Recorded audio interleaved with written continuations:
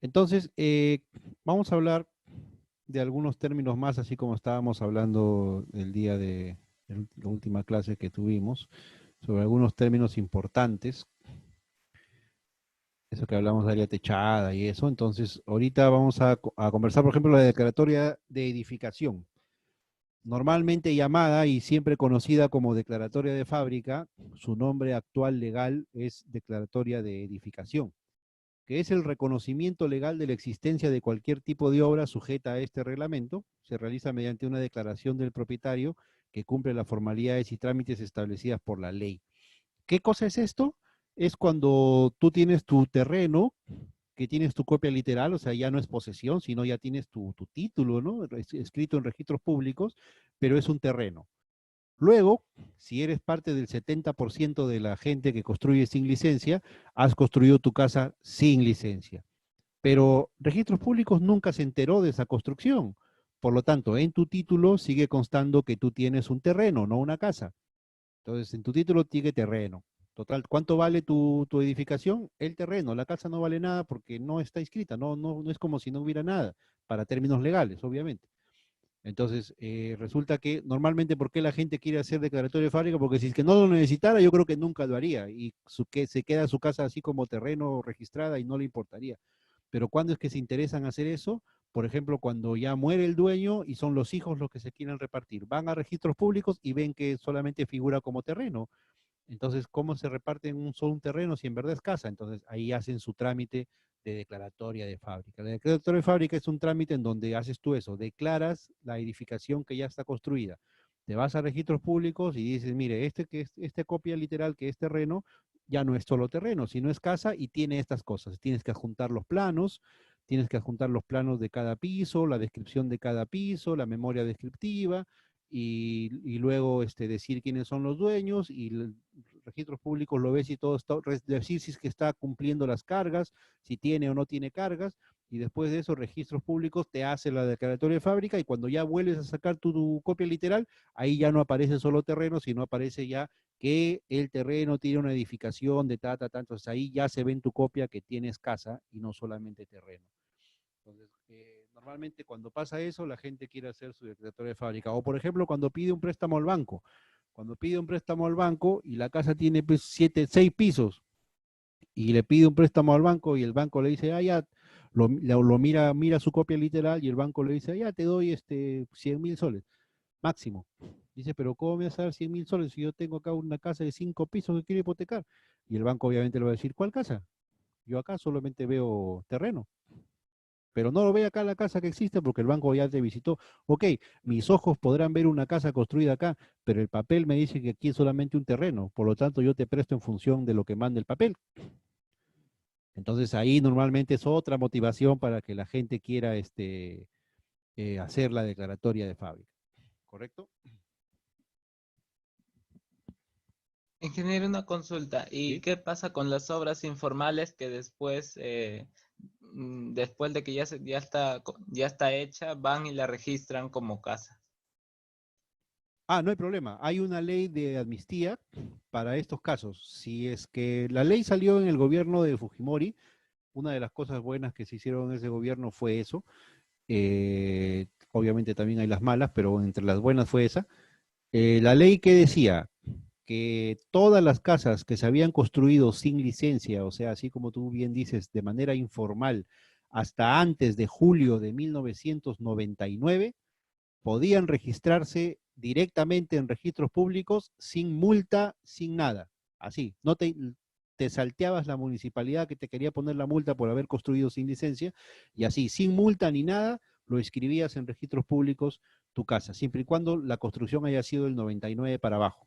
Ahora, esa ley ya la ampliaron hasta el 2016. O sea, actualmente toda casa que tenga una construcción informal, que esa construcción haya sido hecha de julio del 2016 hacia abajo, ya no tienen por qué pagar multa ni nada. Se van a registros públicos y directo lo formalizan, ¿no? Ese es un dato, por si acaso. O sea, es la oportunidad de que si tú tienes ese caso, hagas, porque si tú, cuando no sigues esa ley, tú tendrías que regularizar tu propiedad informal por la municipalidad.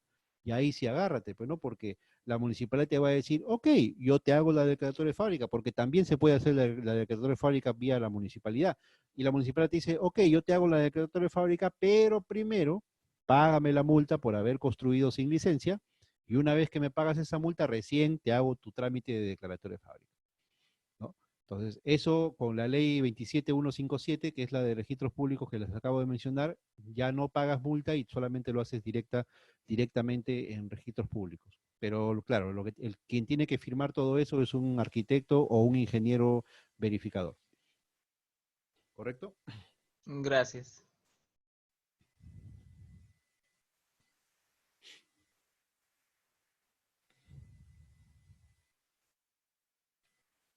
Edificaciones. ¿Qué cosas son edificaciones? Las estructuras arquitectónicas que requieren cumplir condiciones mínimas de habitabilidad para albergar a las personas en el desarrollo cualquiera de sus actividades. A eso le llamamos edificaciones. A todas las construcciones o estructuras arquitectónicas que albergan a las personas en cualquiera de sus actividades. Eso es una edificación. Por ejemplo, una pista es una edificación.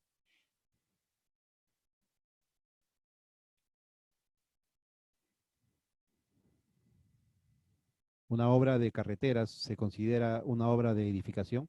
No, una obra de No. edificación No, No, ¿no es cierto? No, porque las no. carreteras no albergan a las personas. Las carreteras no albergan a las personas en el desarrollo cualquiera de sus actividades. Esa es la definición según la norma de edificaciones. Entonces, una carretera servirá para el uso de las personas, claro que sí, pero no alberga a las personas. No las cobija, no las encierra en algo para que hagan sus actividades, ¿no?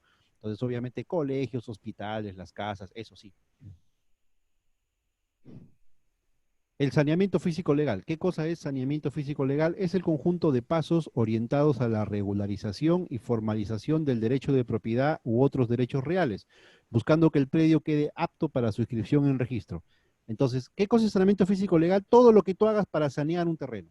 Por ejemplo, para hacer una declaratoria de fábrica es saneamiento físico legal. Si quieres dividir un terreno, eso es saneamiento físico legal. Si quieres independizar el terreno, eso es saneamiento físico legal. ¿Correcto? Si quieres convertir una posesión en título, eso es saneamiento físico legal, ¿no? Saneamiento físico legal es cualquier trámite que sirva para regularizar un predio, para sacarlo de su estado informal y convertirlo en formal. A eso le llamamos saneamiento físico legal. ¿Y por qué es necesario conocer qué cosa es y de qué trata? Porque el saneamiento físico legal y la tasación son dos cosas que van de la mano, como ya habíamos dicho antes, ¿no es cierto? O sea, tú no puedes ser un tasador, por ejemplo, si no conoces los conceptos de área techada, de área ocupada, ¿no? De voladizo, de alero externo, alero exterior, porque en algún momento en la tasación tú tienes que describir a la edificación. Y entonces en esa parte es donde tienes que conocer el saneamiento físico legal, porque todos esos conceptos de los que hablamos, por ejemplo, ahorita, son todos conceptos de saneamiento físico legal. Pero necesitamos conocerlo porque, como digo, van de la mano, son sumamente ligados a la tasación. Y más que todo, por ejemplo, en el caso de ustedes, los arquitectos son los más llamados pues a conocer este tipo de cosas.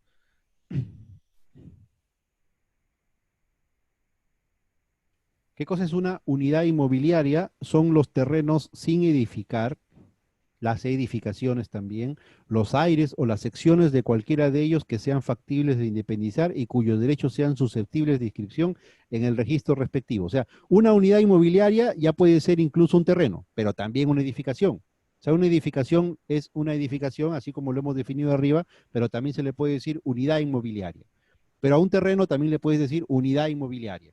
O sea, un informe de tasación, si lo que estás tasando es un terreno, y quieres por ahí un recurso para tu redacción, ese terreno le puedes decir la unidad inmobiliaria tanto, ¿no? Porque al terreno también se le conoce como unidad inmobiliaria. Las edificaciones también son unidades inmobiliarias. ¿Qué cosa es una división? El acuerdo o mandato judicial a fin de que las partes se les adjudique el dominio o propiedad de cada sección. Eso es una división de un terreno. La división del terreno es la que se hace por mandato judicial para que las partes se les adjudique un dominio de cada sección. Si ustedes se dan cuenta, si ustedes se casan y compran casados un terreno, automáticamente el terreno o la casa que acaban de comprar y que le van a dar su título, si ustedes son casados, automáticamente lo que va a aparecer ahí es que tal persona, el esposo, es dueño del 50% de las acciones de esa casa y la esposa es dueña del 50% de esas acciones, de las acciones de la casa. No está dividida en términos físicos, ¿ah? La casa sigue siendo una, única, pero en términos de lo que se llama las acciones o la división de este tipo de valores, eh, está dividido al 50% para cada uno porque son esposos, ¿correcto? Ingeniero, Entonces, disculpe. Bueno, tenía un caso particular y quería saber si, por ejemplo, la persona casada hace un colegio, ¿ese colegio también le pertenece mitad a mitad? claro, todo lo que haga. Así es esa ley que me parece malísima, pero así es, ¿no? Todo lo que se hace dentro del matrimonio es de los dos. Rodríguez Lucero Reategui, ojalá no me case nunca. Es lo que yo también decía. Eso también Ingeniero, pensaba ilusamente yo. Pero una ya ves. pero también existe la opción de casarse por separación de bienes.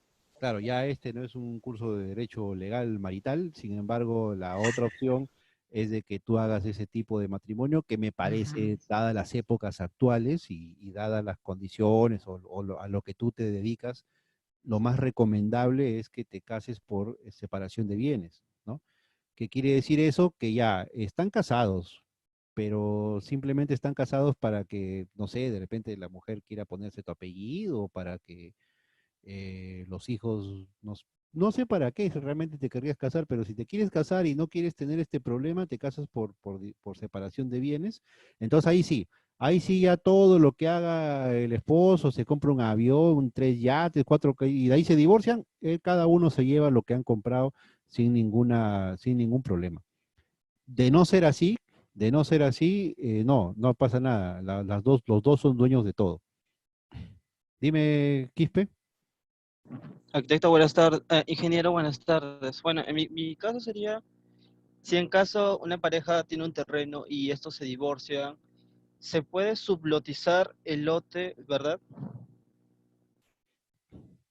Claro, sí, lo vamos a ver ahorita cuál sería el término adecuado, no es sublotizar, pero sí lo vamos a ver ahorita de cómo se hace ese tema, cómo se hace una división. Pero ojo, hay unidades inmobiliarias que eh, no pueden ser divididas, no pueden ser partidas. Hay ciertas condiciones que les voy a mostrar a continuación.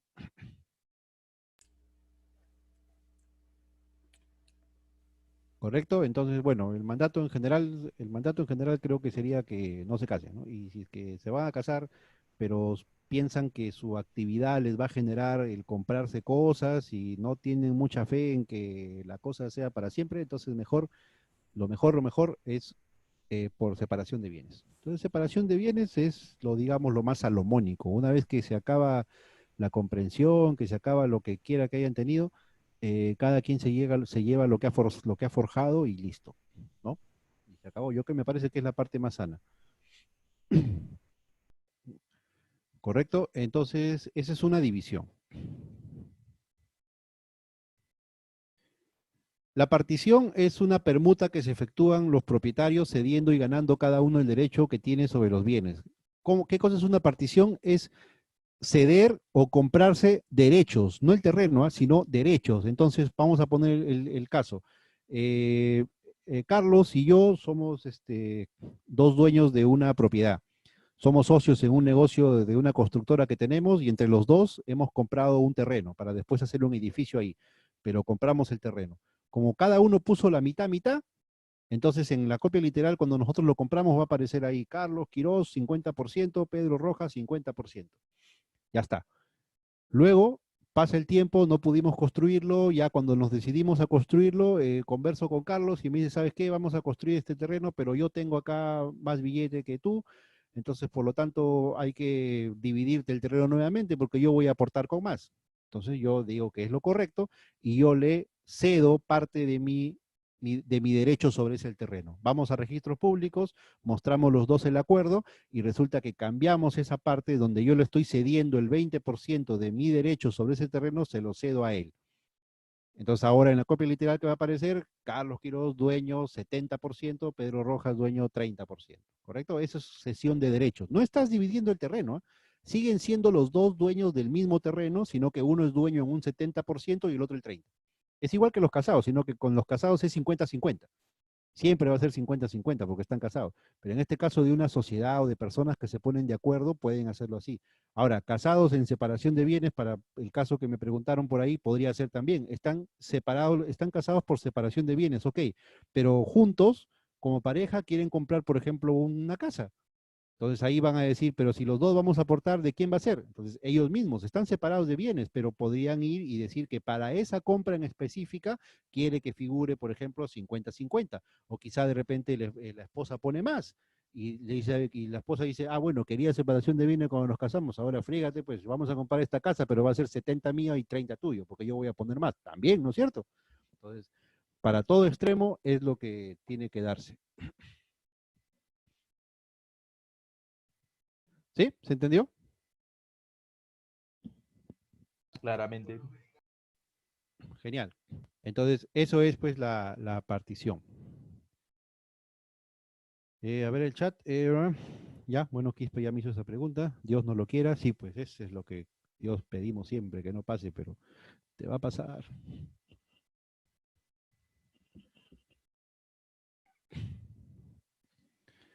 Ahora sí, más a la pregunta que me hacían por ahí. La subdivisión, no eso de que se referían a sublotizar. Y se crean, ya no solamente que el hombre es el único que dice, no, no me caso porque me van a quitar lo mío. Ese sería pues antiguamente. Ahora ya las mujeres tienen igual probabilidad también. Y ahora lo que pasa es que la mujer a veces termina ganando más y eres tú el que está ahí el que está ahí de colgándote. Así que no tanto es cosa de mujeres eso. Yo creo que ya es, hoy por hoy ya es de los dos ya. Hay mujeres que ya terminan ganando más de nosotros, que más que nosotros. A veces sucede. Y ya, pues ya depende de ti, ¿no? Pero igual, con todo, así la mujer gane más, yo considero que debería ser ese sistema, ¿no? Cada uno con sus cosas y mientras dure el amor, juntos lo comparten, lo que es mío es tuyo, todo lo que quieras, pero mientras estén bien. Pero si las cosas van mal, bueno, ya hasta aquí nomás, muchas gracias, hasta luego y bueno, cada uno continúa, ¿no? Porque ya estar quitándose y todo, ya esa es una parte bien fea. Ahora, ¿qué cosa es la subdivisión? La subdivisión es el seccionamiento de terrenos. Ahí está lo que decíamos, ¿ya? La subdivisión es el seccionar un terreno. O sea, ahora sí, ya no estoy compartiendo acciones, ni derechos, ni que tuyo es el 50% y el 20%, pero los dos somos dueños. No, no, no. Subdivisión es ya agarrar un terreno, partirlo en dos, y ya tú eres dueño de este, yo soy dueño de este. Ya uno no tiene nada que ver con el otro, ya cada uno es dueño de su propio terreno. Eso es subdivisión. ¿Correcto? Cuando se trata de terrenos, el término es subdivisión. Cuando se trata de edificaciones, cuando lo que yo voy a partir es una edificación, ya no se llama subdivisión, se llama independización. Porque en la independización, a la hora que tú cortas una casa, se generan áreas y bienes comunes, ¿correcto? Porque ya es una independización. Ahí ya se divide en partes y se están generando áreas comunes, por ejemplo, la escalera, ese tipo de cosas, ¿ya? Entonces, división es para terreno e independización para edificaciones, siempre y cuando en esta independización se generen áreas y bienes comunes. Entonces, en la independización lo que hago es como está en la figurita. Tengo 4 departamentos, todos están en el mismo terreno, pero tengo 4 departamentos, pero vemos que entre ellos tienen áreas comunes. El hall, por ejemplo, ¿no? El hall le pertenece a los 4, la escalera le pertenece a los 4, el área libre que está a la izquierda, ya es eso, ya habíamos conversado por esto, no es esa área exclusiva, solo la de A, pero el pozo de luz que está ahí atrás también le pertenece a los dos, a A y a B. Entonces, has partido las edificaciones. El dueño de A, él es dueño solo de A. Su departamento dice Juan Pérez, dueño del departamento A, pero tiene acceso y tiene propiedad sobre las áreas comunes. Por eso se llama independización. En el caso de subdivisión, no hay ninguna edificación, es un terreno. Entonces tienes el lote matriz y simplemente lo divides en lote 1, lote 1A, lote 1B o como le quieras llamar, pero se han generado, por ejemplo, 3 terrenos. Ahora, tú no puedes tampoco subdividir como tú quieras, ¿no? Cuando tú subdividas tienes que mirar el parámetro, el certificado de parámetros, porque ¿qué pasa si es que en esa zona te dice que ancho mínimo de de un terreno tiene que ser 5 metros. Entonces tú no puedes hacer una subdivisión y hacer que te quede un terreno de 4 metros, cuando el parámetro te está diciendo que el ancho mínimo es de 5, ¿correcto? Entonces, teniendo en cuenta los parámetros, tú puedes dividir, hacer la subdivisión como tú quieras. Entonces, subdivisión, partimos un terreno según los parámetros, e independización, partimos una edificación, y se generan pues áreas libres y comunes. Ahí les había comentado el caso también hace unas clases, cuando les dije que, por ejemplo, para que se pueda algo independizar, para que algo sea independizable, tiene que tener las condiciones en donde, por ejemplo, el segundo piso, yo no tenga acceso al segundo piso desde el primero, sino que cada área que estoy independizando tenga su propia forma de entrar y que no haya forma de entrar de una área a la otra por su cuenta. Por ejemplo, acá, ¿no? Yo no puedo ser que de B yo puedo entrar a A. No podría ser. Si acá abriera una puerta, eso no sería independización. Para que esto sea independizable, yo tengo que salir de la área B y entrar al área A, ¿correcto? Es por eso que muchos clientes a veces me llaman que tienen su casa, la casa de sus padres, y luego ya los papás ya no están y tienen los hermanos y quieren dividirse un piso cada uno. De una casa de 3 pisos quiere un piso cada uno. Eso no se puede hacer. No se puede hacer porque la escalera, en el medio tienen una escalera que es común para todos. Entonces yo les digo, ¿sabes qué? Para que esto suceda tienes que botar tu escalera, botar esa escalera, techar ese hueco, que el segundo piso ya quede independizado y hacer una escalera por fuera, y por fuera hacer puertas para que tú no tengas acceso del primero al segundo ni del segundo al tercero y que cada uno tenga total independencia de su estructura. Solo así se puede independizar uno de esos tipos de casas. De otra manera no se puede, porque la independización es bien clara. No puede haber acceso de una unidad inmobiliaria a otra, ¿correcto? ¿Sí? Ingeniero, una consulta. Cuando el predio se subdivide, entonces habrían dos copias literales. Claro, claro, Ah, justamente de eso ya. se trata. En el caso de de la partición, de la división que explicamos arriba, sigue siendo la misma copia literal, sino que ahí va a decir Juan Pérez, dueño del 60%, Pedro Rojas, dueño del 40%, pero sigue siendo una sola. Acá no, acá se están generando 3 nuevos predios. O sea, de Ah, una ya. sola, de la lote matriz que tenía su copia literal, ya, esta copia literal va a seguir existiendo como la matriz, pero se están generando 3 copias literales nuevas porque ya cada uno va a tener un nuevo propietario. Ya no es que yo me divido ahí, no, no, no. Cada uno va a tener un nuevo propietario, cada uno con su copia literal. Sí, esa es buena pregunta, gracias. Gracias, igual.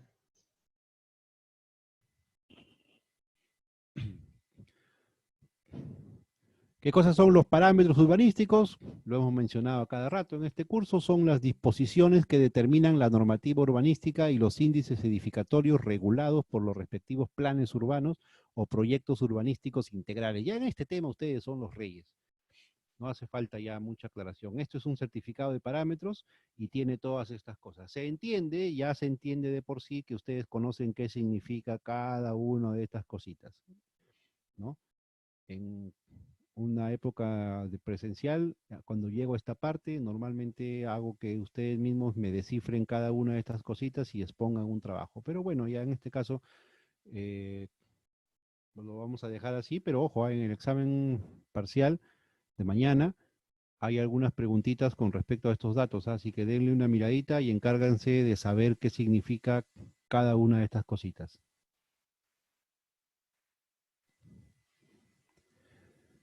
La normativa urbanística está referida a la clasificación del territorio urbano y las áreas de actuación urbanística, a la zonificación, a los índices de uso compatible, a las densidades, mientras que los índices edificatorios están referidos al coeficiente de edificación. De este tema sí les quiero hablar, del coeficiente de edificación, porque a veces es de todo lo que está en el parámetro, es a veces lo que uno menciona o dice en el tema de un informe de tasación. El coeficiente de tasación se entiende como el coeficiente que se obtiene de dividir la máxima área que es posible construir sobre el área de terreno. Ojo, ¿ah? ¿Cómo obtengo el coeficiente de edificación? Dividiendo la máxima área que es posible construir sobre el área del terreno. ¿Ya? Entonces, yo les digo, si en el certificado de parámetros, ¿no?, me están diciendo que tengo un terreno de 100 metros, por ejemplo, ¿ya? El terreno mide 100 metros cuadrados y me dicen que debo respetar el 30% de área libre. Por lo tanto, ¿cuántos metros podría construir? Techar.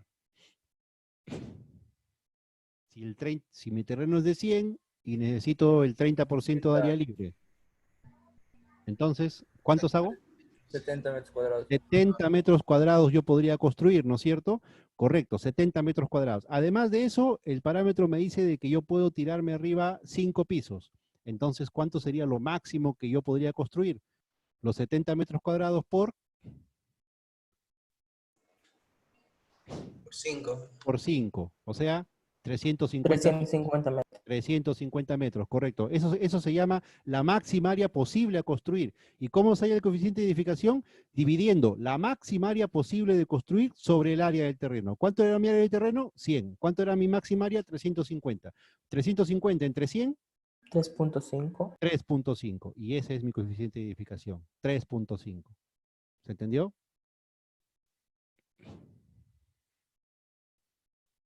Haciendo ese cálculo es que, por ejemplo, en este ejemplo acá le salió 3. Entonces, para ustedes es posible deducir por qué salió 3. Sale 3 porque la máxima área que puede construir sobre el tema del área del terreno, eso es el coeficiente de edificación de tu predio. O sea, acá te dice, lo que te dice el reglamento es de que tu coeficiente de edificación máximo debe ser de 3. Ahora, nosotros tenemos en nuestro ejemplo, el ejemplo que yo les acabo de dar, un terreno de 100 metros y que lo hemos construido 5 pisos. Entonces mi coeficiente de edificación me sale 3.5, pero el parámetro me dice que máximo puede ser 3, entonces no estamos cumpliendo. Y yo tendría que poner ahí el terreno, la casa o la vivienda no cumple con el coeficiente de edificación reglamentario, porque me sale 3.5 y ahí dices por qué te sale 3.5 y en el parámetro me dice que debe ser máximo 3. ¿Sí? ¿Entendido?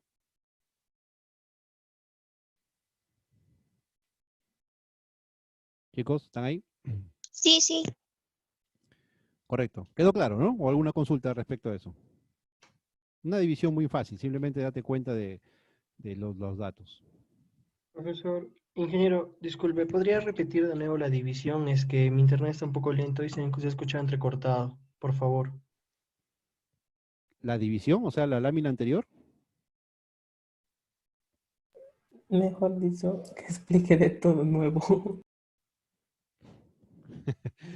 Y que ahí no podemos avanzar, tiene que ser una pregunta puntual. Si es que en caso el internet te falló en esta parte, entonces mejor revisarías el video. Porque si no, Ya, imagínate. ingeniero, estaría mejor revisar el video, no se Claro, preocupe. tendríamos que repetir todo y de repente no todo le pasa. Salvo que toditito me diga, no, sí, no pasó nada, todo está así. Entonces lo repito, con todo gusto, no me molesta repetir. Sino que tendría 68 alumnos esperando lo que acá, si es que a solamente 2 les falló. Y además está el video, ¿no? Entonces el video de repente te puede aclarar esa partecita. ¿Ya? Gracias. Disculpen más bien si no pude repetirlos, pero es para no demorar mucho vuelta. No, Salvo no que se preocupe, ingeniero. tu pregunta sea puntual, entonces ahí sí lo repito, pero repetir todo, no por falta de ganas, sino más bien porque no perder mucho tiempo. Listo, entonces eso es el coeficiente de edificación. Denle una checadita Ingeniero, porque una es consulta. importante. Dime, te escucho. ¿Es necesario, o sea, sacar esa división para poder sacar el coeficiente de edificación o se puede hacer según los parámetros urbanísticos que tienen las municipalidades distritales de cada ciudad? Es que lo que tú vas a, cuando tú visitas una vivienda para hacer un estudio o un análisis de tasación o de saneamiento físico legal, lo que tú quieres ver es si es que la vivienda que estás analizando cumple con con el coeficiente de edificación.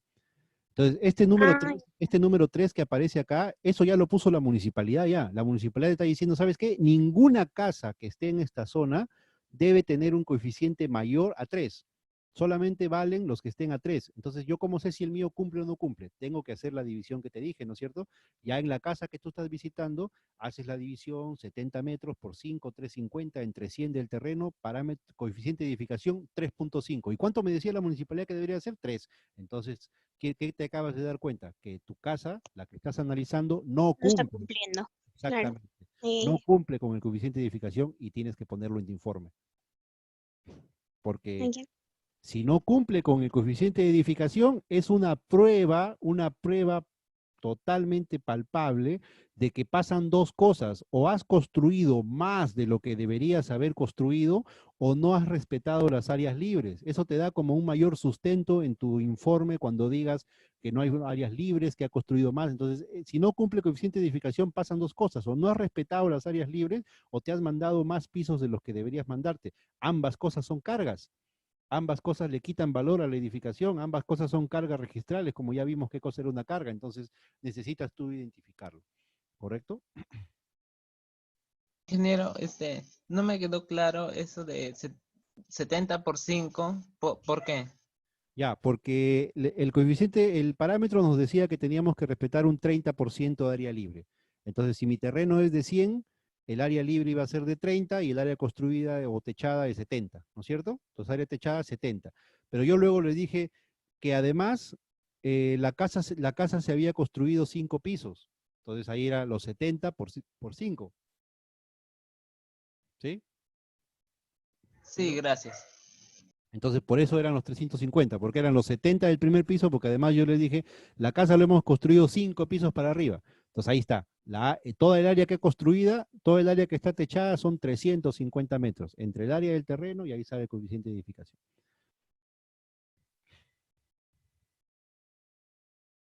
Listo. Ahora, vamos a dejar un trabajo que lo voy a pegar junto con el break, ¿ya? O sea, les voy a dejar el tiempo de break que siempre nos damos para el almuerzo y además el trabajo. O no, mejor vamos a break y regresamos para el trabajo, porque si no, mejor el break que sea break, no lo mezclemos con otras cosas.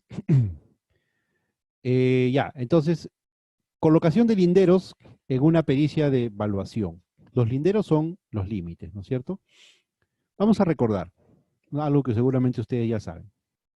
¿Cuál es la izquierda y cuál es la derecha de una edificación?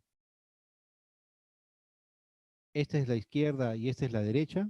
¿O esta es la derecha y esta es la izquierda? Depende de la casa, Se depende de mira hacia el quién frente vive. de la edificación, a la fachada, y según ahí ya saca la derecha y la izquierda. Sí, exacto. Correcto, ¿no es cierto? Porque si es que, pero ¿eso por qué? Porque si es que alguien dice, esta es la izquierda, esta es la derecha, perdón, esta es la derecha y esta es la izquierda porque esta es la derecha de la casa y esta es la izquierda de la casa, tiene razón. Pero ¿por qué hicimos como lo acaba de comentar su compañero? Para que haya Porque un ya solo. viene normado y para que no haya mucha confusión cuando ya se realizan planos o trabajos ahí. Exactamente. No quiere decir que lo otro esté mal, está bien también, pero es una norma que no dice que la otra parte está mal, sino lo que dice, ¿sabes qué? Mira, tienes razón tú cuando dices que esta es la derecha, y tienes razón tú cuando dices que la otra es la derecha. Pero para que no estemos hablando cada uno por su lado, la norma dice esto, y se acabó. O sea, ahí para evitar discusiones. Entonces ahí lo que se hace es que el que está al frente, según el que lo está mirando desde la parte frente del predio, tú te colocas mirando al predio y la izquierda es tu izquierda y la derecha es tu derecha del que está observando el predio, ¿correcto? Eso es la izquierda y eso es la derecha para cualquier cosa que tengas que describir en temas de plano, ¿no? Con eso es que se ha evitado que haya confusiones. Nadie puede decir, no, pero si yo me pongo de espaldas al predio, ahí la derecha y la izquierda va a cambiar. Entonces ya, para evitar eso, no. Es mirando al predio, la izquierda y la derecha, así como lo ven en esta gráfica de acá. Los linderos en una copia literal aparecen así. Terreno, área, 103.58. Linderos, por el frente, 1464 metros con la calle Ermita. Derecha, 1, 2, 3, 4, con 1265, 776, 505, 272, con el lote 27, 26, así te describen cada uno. Así es como aparece en una copia literal. No presenté la misma copia literal porque, bueno, aparecía el nombre del propietario, la dirección, y eso no es bueno mostrar, pero lo tuve que copiar, y esto es de una copia literal real, de un terreno real. Y así aparece. ¿Eres capaz de armar con estos datos la forma del terreno?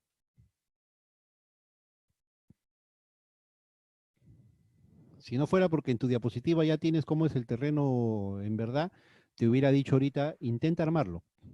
Y yo estoy seguro que hubieran salido un montón de posibilidades, porque hay un montón de formas de cumplir estas medidas y cerrar un terreno.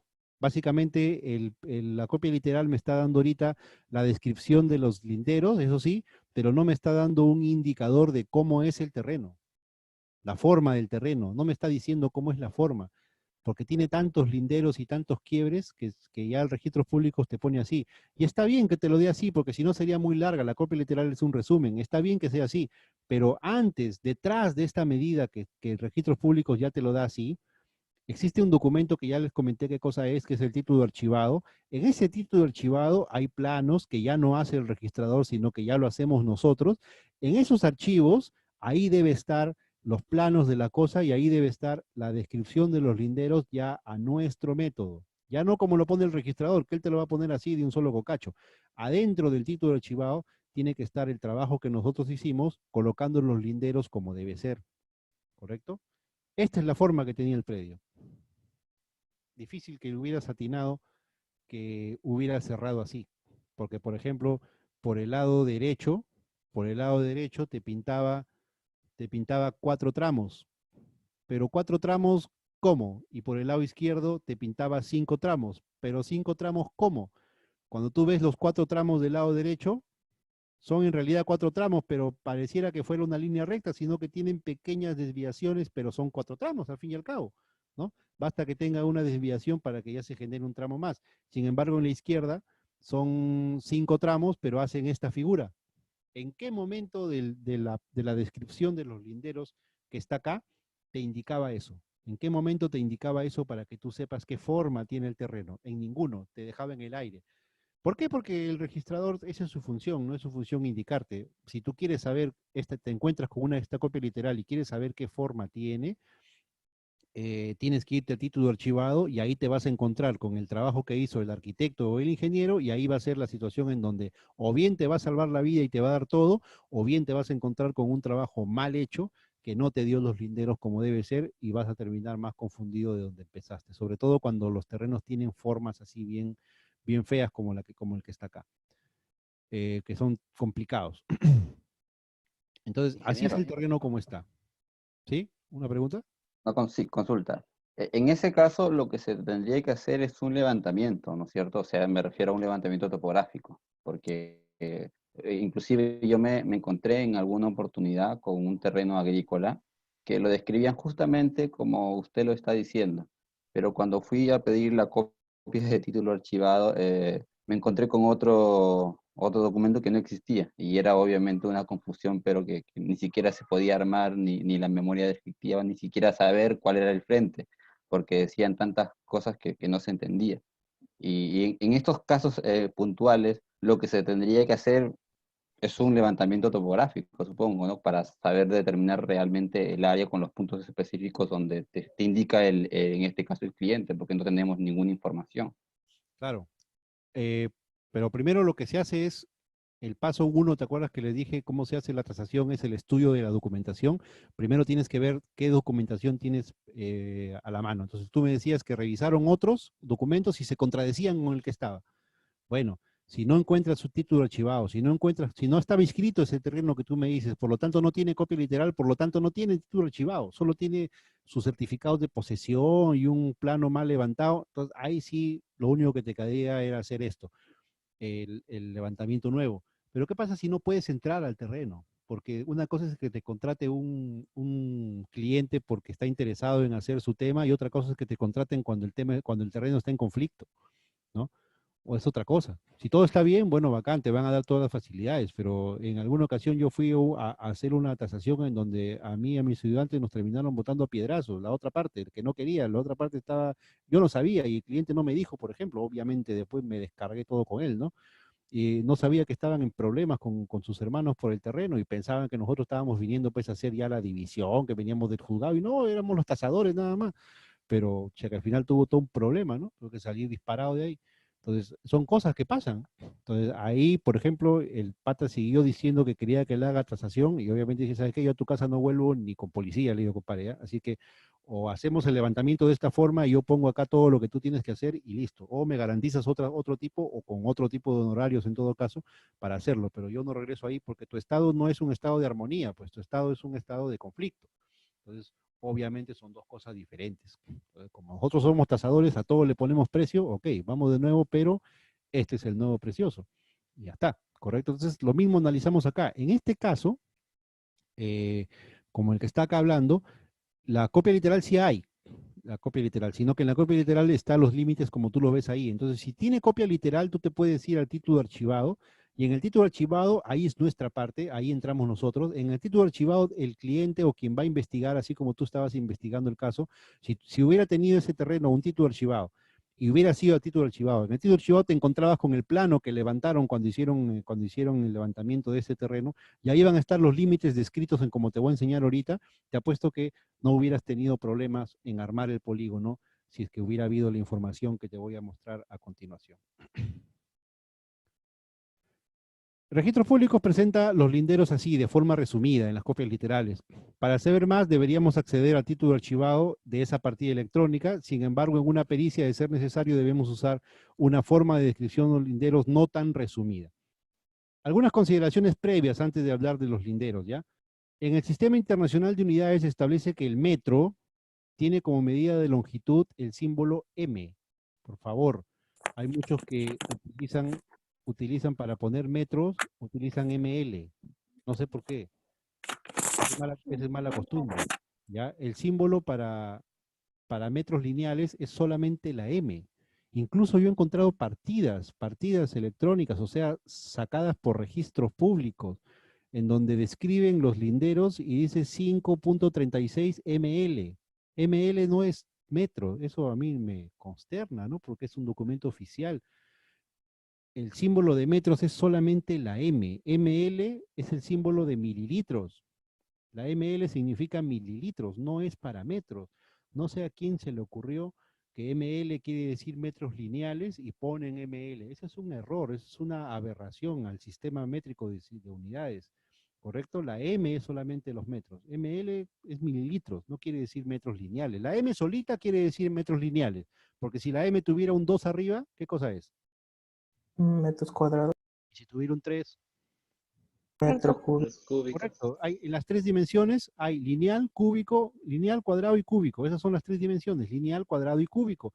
Acá, cuando no tiene nada, quiere decir que es lineal, pues, porque si con 2 es, con 2 es cuadrado, con 3 es cúbico, cuando no tiene nada, es lineal, porque ml significa mililitros. Y eso siempre yo discuto, sobre todo con mis amigos los arquitectos, que son los que tienen más esa maña, pero vamos ahorita con este grupo a quitarles esa mala costumbre. Metro es simplemente la M. ¿Correcto? Y eso no lo digo yo, lo dice el Sistema Internacional de Unidades, porque alguno incluso me responde y me dice, no, pero al final ML significa metro lineal. Eso yo también tengo la opción de ponerle ML y se entiende que me estoy refiriendo a metro lineal. No me voy a referir que quiere decir milímetro. Le digo, pero eso no lo digo yo. O sea, tú estás discutiendo no conmigo, estás discutiendo con el Sistema Internacional de Unidades, o sea, quien norma cómo se nombran las unidades en el mundo. Contra eso estás discutiendo, no te pases. Hay cosas que ya no tienen discusión. Pues, ¿no? Es como si yo ahorita dijera, ¿sabe qué? A partir de ahora yo voy a escribir mamá sin acento. ¿Por qué? Porque quiero, pues igual lo entiendes, ¿no? Igual entiendes que se trata de mamá, ¿no? Y yo, a partir de hoy yo lo escribo sin acento. ¿Tendría yo derecho a hacer eso? No, pues no. Eso ya es una norma ortográfica que va por encima de lo que nosotros podamos decidir. En caso de los terrenos agrícolas, la descripción de los terrenos se suele usar dando referencias norte, sur, este, oeste, pero para el caso urbano se usa frente, derecha, izquierda y fondo. Es muy importante también porque en algunos trabajos que me presentaban sus compañeros en cursos anteriores, ponían por el norte, por el sur, por el este, por el oeste. Pero normalmente ese norte, sur, este, oeste se usa para los terrenos agrícolas. Flores, tú me decías un caso, yo te apuesto que el terreno que tú estabas viendo que era agrícola, la descripción de sus linderos tenía norte, sur, este, oeste. Muy pocos suelen hacer frente, izquierda, derecha y fondo en un terreno agrícola. Normalmente, como no tienen como vecinos a otras casas, sino chacras, ríos o otras vías o así, normalmente se suele poner norte, sur, este, oeste para los agrícolas. Y para nuestro caso, que es el urbano, siempre se usa frente, derecha, izquierda y fondo, y en ese orden encima. Eso también lo dice la norma. No es que tú puedes escoger cualquier orden. La descripción debe ser frente, derecha, izquierda y fondo. ¿Correcto? Entonces, en ese orden también lo quiero ver en sus trabajos. Digamos que como estamos aprendiendo, yo les voy a enseñar la forma, digamos, más elegante, la forma más cuidadosa de hacer esto. Ya si después tú cuando salgas a la cancha quieres hacerlo de otra manera, quieres violar ciertas normas, quieres poner ML porque así lo ponen los de registros públicos, ya tú ves. yo voy a cumplir con enseñártela cómo es, ¿correcto? Entonces, así más o menos se nota. Dime, te escucho. ¿Esto también se aplica para los planos arquitectónicos como tal? Perdón, no te escuché. ¿Alguien está respirando ahí? Estas normas también se aplican para los planos arquitectónicos como tal, eso de frente, derecha, izquierda, fondo. Toda vez que quieras describir los linderos de algo, tienes que hacerlo, número uno, sabiendo que ya sabes cuál es la derecha, ¿no? Te paras frente a la puerta y esa es izquierda y derecha. Y número dos, frente, derecha, izquierda y fondo, sí. O sea, registros públicos tienen una norma para que, diciendo que así deben ser sus linderos, ¿correcto? Y entonces, si tú quieres describir cualquier tipo de edificación, entonces siempre debes hacerlo, número uno, tomando en cuenta cuál es la izquierda y cuál es la derecha, que es tú poniéndote al frente, y número dos, en ese orden. Primero el frente, derecha, izquierda y fondo. Pero como te digo, yo he visto incluso trabajos, memorias descriptivas, copia literal, en donde ponen frente, fondo, izquierda, derecha, frente, fondo, derecha, izquierda, lo ponen como quieren. Y son aceptados e incluso los acepta registros públicos. Entonces parece que ni registros públicos a veces se da cuenta de su propia norma. Entonces por eso es que yo te digo cómo dice la norma y te intento hacer que seamos lo más puristas posibles, dado que estamos en un curso que estamos aprendiendo. Pero te digo esto porque no vaya a ser que tú sí tengas ahorita una copia literal a la mano, en donde diga frente, fondo, derecha, izquierda, y me diga, no, el ingeniero no sabe, está hablando cualquier cosa. No, no, no. Lo que pasa es que sí cometen esa falta, pero yo te digo lo que cumplo con decirte como dice la norma, ¿no? Ya después tú ya verás qué camino tomas. Correcto, gracias.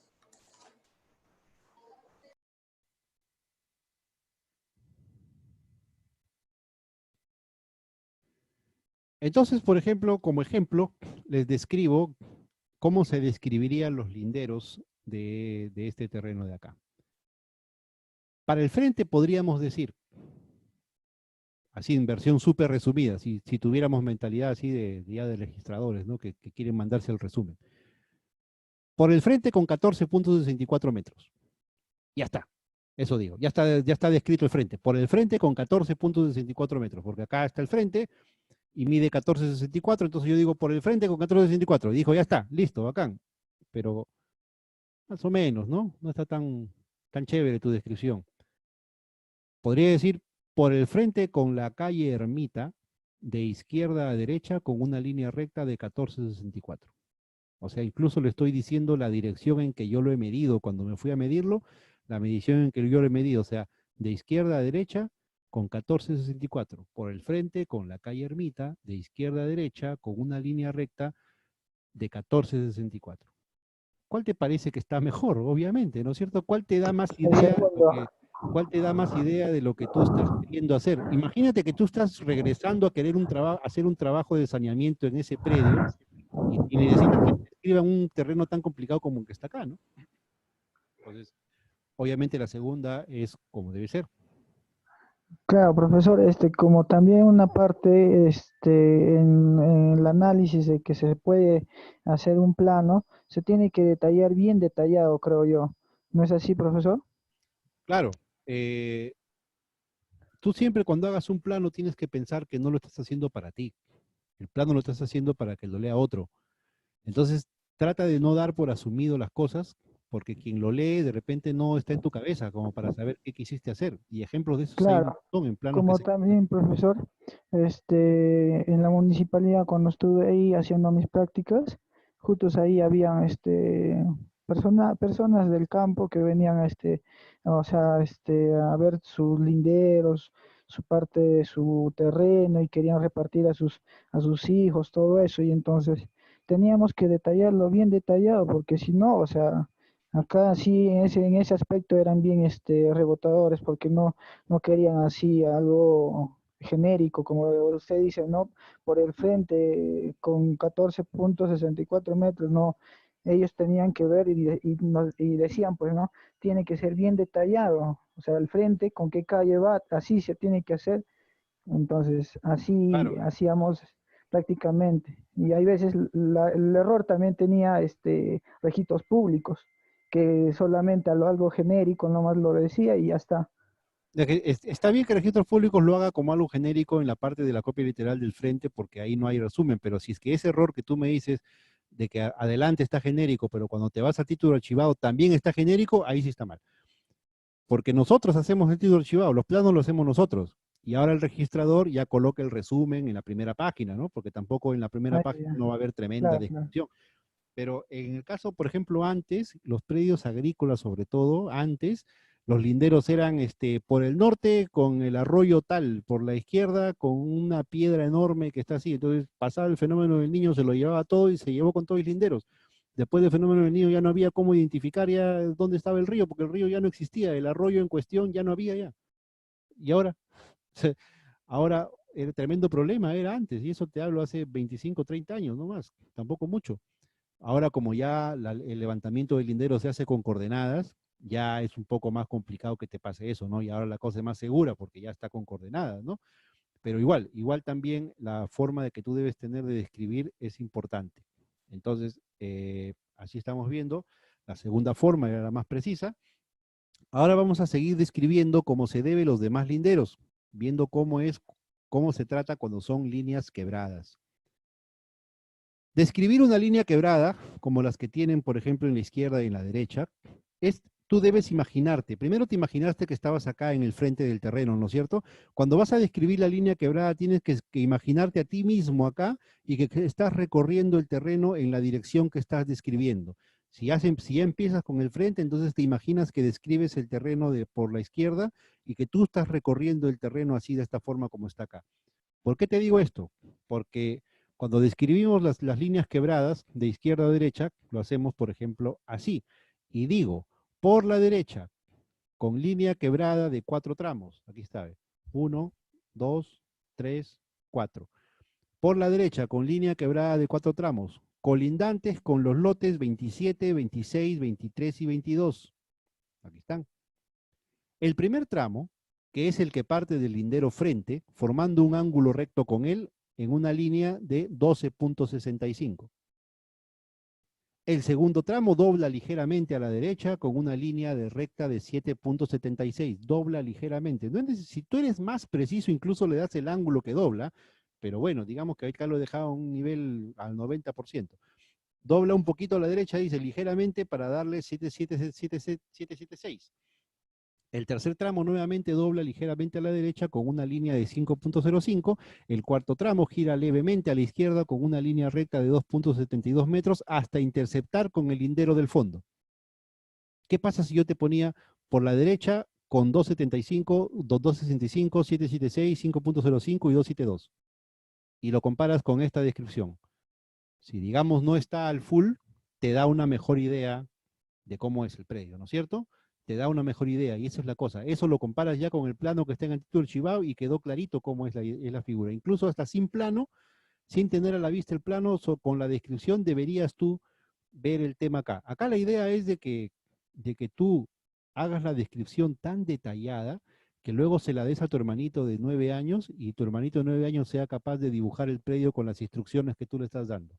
Así de preciso debe ser esto, para que sea un buen trabajo.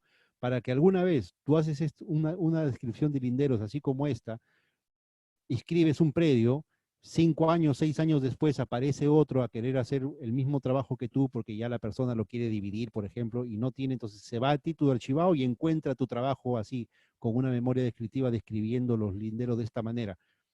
O sea, que va a decir que excelente, ¿no? Yo cuando me encuentro con estos, te ahorran horas de trabajo la gente que hace los trabajos así detallados. Cuando yo reviso títulos archivados y están así, me da ganas de ubicarlo para darle un beso, porque me ahorra horas de trabajo el que alguien te describa los trabajos de esta manera, ¿correcto? En cambio, cuando quieres hacer un terreno, levantar este caso, cuando es un problema, te vas a la copia literal, sí tiene copia literal, dije, bacán, tiene copia literal, entonces me voy a título archivado y ahí voy a encontrar los planos.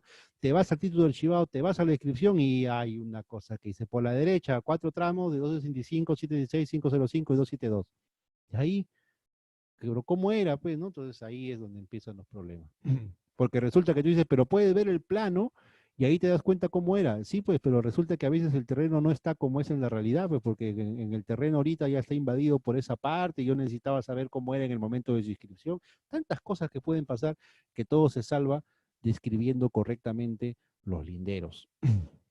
Entonces, les describo por la izquierda. Por la izquierda yo digo con línea quebrada de 5 tramos, colindantes con los lotes 29 y 3. El primer tramo es el que parte del lindero frente, formando casi un ángulo recto con una línea recta de 10.70. El segundo tramo dobla a la derecha 90 grados, generando una línea de 3.20. El tercer tramo gira a la izquierda, casi en ángulo recto con el anterior, con una línea de 11.60. El cuarto tramo gira a la izquierda en ángulo recto con el anterior. Si te das cuenta, mira, estamos acá, te enseño esta. El tercer tramo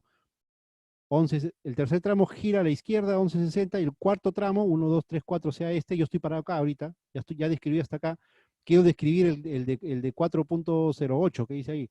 El cuarto tramo gira a la izquierda. ¿Por qué a la izquierda? Porque recuerden que yo me imagino que estoy caminándolo así, pues. Entonces, si yo me lo imagino que estoy caminando así, ¿a dónde tengo que girar? A la izquierda, aquí está, ¿ve? El cuarto tramo gira a la izquierda en ángulo recto con el anterior, en una línea recta de 4.08, ahí corrijamos ahí, para luego finalmente el quinto tramo gira a la derecha, en casi 90 grados con el anterior, en una línea de 5.88, hasta interceptar con el lindero del fondo. Y finalmente para el fondo, con línea quebrada de 2 tramos que une los linderos derechos e izquierdos, colindante con el lote 4. El primer tramo es el que parte del lindero izquierdo, formando con él un ángulo agudo casi recto, con una línea recta de 6.64. El segundo tramo dobla levemente a la izquierda, con una línea recta de 8.48, hasta interceptar con el lindero de la derecha. ¿Qué tal? ¿Qué les pareció? ¿Puro chamullo o creen que es necesario técnicamente hablando? Muy necesario. Un poco Muy largo, pero necesario. sí es necesario. Es largo, y tú, Flores, todavía dices que es largo después que a ti te ha pasado un problema como este y tú todavía tienes la cara de decir que está largo. ¿No te hubiera gustado que así, no te hubiera No sé, yo gustado estoy diciendo bien. que así esté descrito tu predio para que no tengas tremendos problemas? Tú que ya te has enfrentado a esa situación. Hay No, que sí, yo le estaba diciendo que es necesario. Yo le dije que era largo. Malma. Profesor, prácticamente es algo que no se encuentran así nomás ese tipo de descripciones en las municipalidades o en los registros públicos más que todo, ¿no? No hay, güey, no hay. Porque Justamente cuando usted ha explicado esto es como que bien detallado, bien, ya tienes ahí todos los datos y ya no tienes mucho que estar buscando, dándote vuelta y entonces creo que eso te ayuda, pero prácticamente en los registros públicos en diferentes lugares no son así, no son bien detallados. Claro, con conocimiento de causa, porque yo sufro con estas cosas cada vez que hago un trabajo y me toca alguno de estos. O sea, yo tengo ya casi 10 años haciendo este tipo de saneamientos, y entonces con toda la experiencia y el conocimiento de causa es lo que les digo, y es lo que su compañero, por ejemplo, que nos cuenta que ha trabajado en la municipalidad, ha visto. Esto incluso evita hasta peleas, evita hasta problemas, porque no deja duda. Una mala descripción en un problema después puede generar dudas entre los que hacen, no, que esta parte era mía, que esto. Entonces, si tú lo describes de esta manera y lo dejas ahí plasmado, además de ganarte un gol, porque eso va a llevar tu sello y tu firma, y todo aquel que lo encuentre va a ver tremendo trabajo y va a decir, puta, qué bacán, ¿no? Nos acaba de dar un tremendo dato, y dejas ahí tu marca personal. Ese es el tema. El tema es, yo cuando lo hago así. Y no importa, así todos lo hagan mal, así hay 100 haya que no quieren hacerlo así y lo hacen resumido por ahorrarse un par de horas. Yo lo hago así, poco a poco, y cada vez que enseño intento hacerlo así, porque ustedes son 70 acá, y si de estos 70 logro convencer, aunque sea a 10, que sus memorias descriptivas cuando escriban un predio lo hagan así, yo ya podría estar tranquilo, porque aunque sea habrán 10 más por ahí votando buenos trabajos, y alguna vez, porque el mundo es tan pequeño y redondo, alguna vez voy a estar haciendo un trabajo, cuando ya acá ustedes sean profesionales y alguno de ustedes les toque hacer un caso como este, alguna vez van a ser ya ustedes profesionales dentro de poco, y como registros públicos es nacional, voy a estar haciendo algún saneamiento físico legal, y me voy a encontrar con una copia literal que lo escribió el arquitecto Arévalo Toesta Arturo. Lo voy a ver y voy a decir, ah, mira, Arévalo Toesta Arturo, este ha sido mi alumno en el 2000, en la época de la cuarentena. Mira, eso lo ha hecho, ya hizo su primer saneamiento, ya es arquitecto. Vamos a ver el título archivado. Lo abro y ¡fuáscate! Me encuentro con tremendo desastre. Obviamente lo busco y le meto su cocacho, ¿no es cierto? Pero si vas y lo encuentras a tu alumno, a alguien así que tú sabes que tú le has dicho así, toda esa descripción, los 2 tramos, izquierda, derecha, 90 grados, 6.64, voltea para acá, sigue para acá. Yo leo eso y lloro, me pongo a llorar, ¿no es cierto? Porque eso es genial, ver cuando alguien lo hace bien. Entonces, en este caso, ese era lo que les quería plasmar, la manera correcta. Quizá a alguno les parezca exagerado, quizá a alguno les parezca que es demasiado, pero te digo que no, si nunca hay problema en este predio, de repente será demasiado, pero cuando hay algún problema, algo que tengan que decidir, la buena descripción de un predio ayuda mucho. ¿Correcto? Sí, ¿Alguna consulta con eso? sobre todo cuando estás con problemas legales, ingeniero. Sobre todo, claro, cuando eso, o sea, tú trabajas para el Sí, peor profesor. escenario, tú trabajas siempre para el peor escenario, trabajas siempre pensando que el terreno que estás saneando podría tener alguna vez algún problema. Entonces, déjale todo para que tú contribuyas con la paz, en vez de que contribuir con el problema, ¿no? Porque si tú tuviste un lindero mal medido, por ejemplo, mal medido y tú dijiste por el frente hay 10 metros, cuando en verdad eran 14, por ejemplo, ¿no? Entonces, como están ellos confiados en tu medida y en copia literal, en tus planos decía que es 10, ellos se reparten 10. Y cuando dólar que lo miden real habían 15. Y ahora, ¿para quién en los 5 si ellos ya construyeron un muro ahí basados en tu inscripción que tú les hiciste? Pucha, que se genera tremendo problema. Entonces, lo mejor es pues contribuir hasta con la paz, haciendo buenos trabajos. Entonces, más o menos acá les dejo la teoría de todo lo que he hablado. Aquí es cómo es la teoría de cómo se hacen los linderos, ¿no? Ya se los dejo para su propia lectura. Acá dice todo lo que hemos hablado, dice acá, sino que para que tengan también el aporte teórico, ¿no? De cómo se hace cada parte. ¿Correcto? Entonces, listo. Hasta aquí no, son 2:30 justamente, ¿no? 2:30. Sí, 2:30 en punto. Nos vamos a almorzar y regresamos a las 3:05, como siempre. ¿Listo, muchachos? Ok. Ya está. Correcto. Entonces, lo que vamos a hacer ahora es esto mismo. Vamos a practicar un poco de redacción. Y tienen 1 hora, bueno, ya 1:10, por lo que pueda tomar el tipeo, porque en este caso sí va a ser tipeado. Entonces, en una hoja de Word van a tipear. Primero, como es trabajo en grupo, les voy a dar 1 hora para que hagan esto, para que se pongan de acuerdo en la mejor redacción. Luego unen la mejor redacción en un trabajo y me lo mandan por grupos al correo, como siempre lo estamos haciendo. ¿Correcto? Entonces, 1 hora contando desde ahorita y me mandas la descripción de los linderos del terreno que ves ahí. ¿Correcto?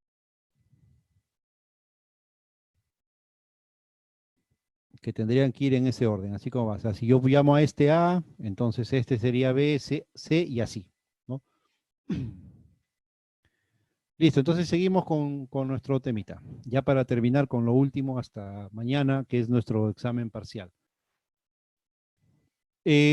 Los tipos de tasación. Un tipo de tasación es la tasación judicial. Esta tasación es la que se hace por mandato del juez, obviamente, con los valores reglamentarios o de mercado de acuerdo al caso que considere el perito. Ya con esto les adelanto una cosa, perdón. Existen 2 tipos de valores principales que nosotros tomamos en cuenta cuando hacemos una tasación. Uno es el valor reglamentario y otra es el valor de mercado. ¿Ya? Luego vamos a saber cuál es cuál, pero ya más o menos les adelanto. Entonces la tasación judicial es aquella que se puede hacer por valores reglamentarios o por valores de mercado, según cómo considere el perito, según sea el caso también que te encarga, en este caso, el juez. Ejemplo, si es un caso de impuestos municipales, se toman los valores reglamentarios o arancelarios. Si es expropiación, compra-venta, garantía, se tomarán los valores de mercado. O sea, si tú pasas lo que tú tienes es un problema con la municipalidad, un juicio con la municipalidad, con el SAT, por ejemplo, acá en Trujillo se llama SAT, quien recauda los tributos de los predios y eso, de repente en sus ciudades se llamarán diferente. Acá, por ejemplo, en Trujillo se llama SAT. Entonces, si tienes algún problema con ellos, que te quieren quitar la casa por falta de deudas y eso lo llevas a juicio, entonces ahí lo que vas a requerir es una tasación con valores reglamentarios.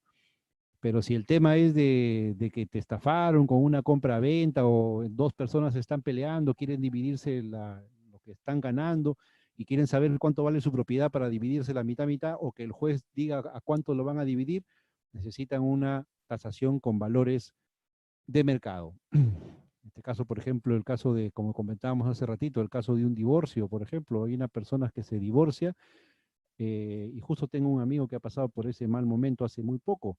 Se divorcia, pero como todo era de los dos, estaba clarísimo que era 50% para cada uno. Pero entonces ahora 50 por ya ok, como ya aceptaron que se iban a divorciar, tenían que dividirse 50% cada uno, pero como el departamento no lo van a dividir con un cuchillo y la mitad se lo va a llevar a uno para un lado y la otra mitad se lo va a llevar el otro para el otro lado, ¿no? Sería posible. Lo que hicieron es que uno de los dos le va a comprar el 50% al otro. Entonces ahora faltaba averiguar cuánto es ese 50%, ¿no es cierto? Entonces ya al averiguar eso, al hacer la tasación, ahí se hace una tasación con valores de mercado para ver cuánto es lo que cuesta todo ese predio y ahí recién decir, ¿sabe qué? Este departamento cuesta $200,000. Y como ya se van a divorciar, una de dos, o lo venden y se lo dividen la plata entre los dos, o uno de los dos le paga al otro para que quede así. Pero el juez necesita saber ese valor para poder decidir, ¿correcto? Entonces, esa es una tasación judicial.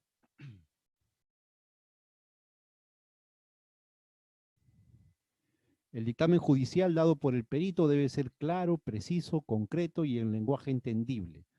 Ten en cuenta que si es que tú eres un perito tasador judicial y te están pidiendo algún dictamen, tú tienes que ser técnico, no puedes estar cayendo en de repente escribir así como le escribirías a tus amigos o así, ¿no? No puedes usar ese tipo de lenguaje, tienes que usar un lenguaje técnico, pero además de ser técnico tiene que ser entendible. Porque recuerda que quienes van a leer ese formato no son ni ingenieros ni arquitectos, sino son los propietarios, son los abogados. Entonces tienes que escribir pues en un lenguaje que se entienda todo.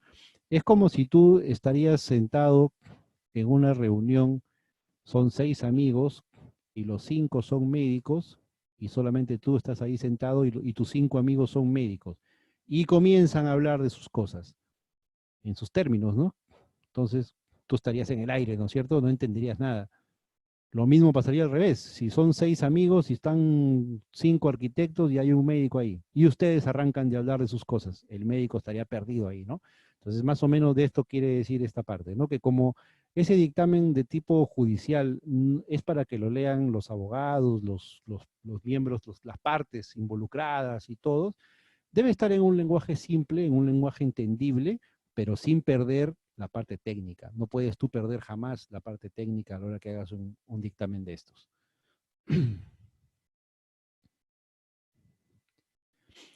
Si el motivo de la pericia, esto es muy importante, esto ya más que todo lo puse ahí como una especie de consejo, más que la parte teórica.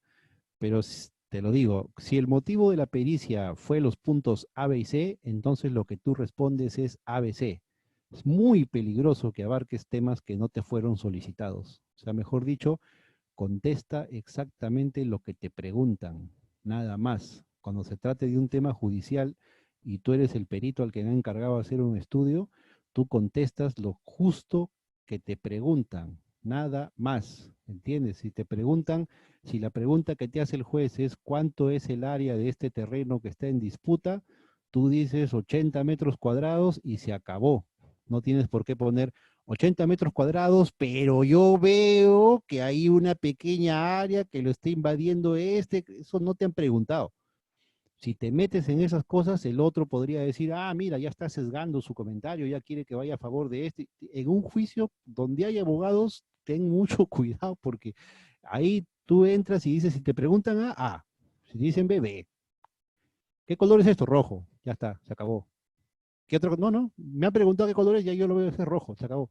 Nada de que rojo, pero tirando para rosadito. No. Lo que te preguntan, eso dices y se acabó. Nada más ni menos, ¿correcto? No te olvides nunca, ese es un buen consejo. Por ejemplo, si el juez te pide un valor de una edificación hace 20 años, la conclusión de tu reporte debe ser eso. El valor de la edificación, esta edificación hace 20 años, según mi pericia, valía esto. Nada más. Ya el tema de que lo que tú pienses, quién tuvo la razón, eso no es tu problema juzgar ahí, para eso está el juez. A nosotros nos llaman simplemente para dar una opinión técnica de esto. Nosotros no somos abogados, no somos jueces tampoco, no tenemos vela en ese entierro. Nuestra función en un juicio es dar nuestra opinión técnica, por eso somos peritos, ¿correcto? No tenemos nosotros que decir quién tiene razón ni nada, eso que lo evalúe el juez, porque a veces el juez incluso te pregunta, y ha pasado, me ha pasado, ¿no? Te pregunta, ¿y qué? ¿Y usted qué opina, no? ¿Quién cree que tiene la razón en este caso? Le digo, no sé, le digo, señor juez, mi tema es hacer la tasación y ahí está mi respuesta. Quien debe juzgar es usted. Yo no tengo opinión respecto ni A ni B, ¿no? Esa es la mejor posición. Me la recomendaron alguna vez, así es como lo hago y no he tenido problemas hasta el momento. En unos casos, en tipo de este caso, sobre todo cuando se trata de tasaciones judiciales, se debe tener cuidado incluso hasta con el nombre del propietario, ¿no? Hubo un caso que estaba en una, me cuenta un amigo, ¿no? Lo mandan a hacer una pericia judicial y el juez le ordena, el banco le había prestado a un señor, José Rodríguez, por decir. Le había prestado plata a José Rodríguez. Pasó el tiempo y José Rodríguez no le había pagado al banco. Entonces, ¿el banco qué hace? Le va a quitar su casa.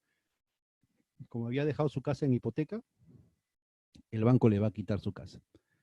Como llamaban a José Rodríguez a juicio para que responda, para que diga algo y nunca se presentaba, entonces el juez decide, ok, le doy la razón al banco y que el banco proceda a la hipoteca de la casa. ¿Cuánto le debe al banco? Tanta cantidad. ¿Cuánto vale su casa? Ay, ay, ay. ¿Cuánto vale la casa? Ay, ya. Mandemos al perito para que averigüe cuánto cuesta la casa para que el banco se pueda cobrar de ahí. Entonces lo mandan a este señor que me contó a mi amigo, lo mandan a ver este tema y él se va a la casa que le dice el juez, se va. Recuerden que nosotros no tenemos vela en el entierro, nosotros nos mandan a hacer ese trabajo y nosotros vamos.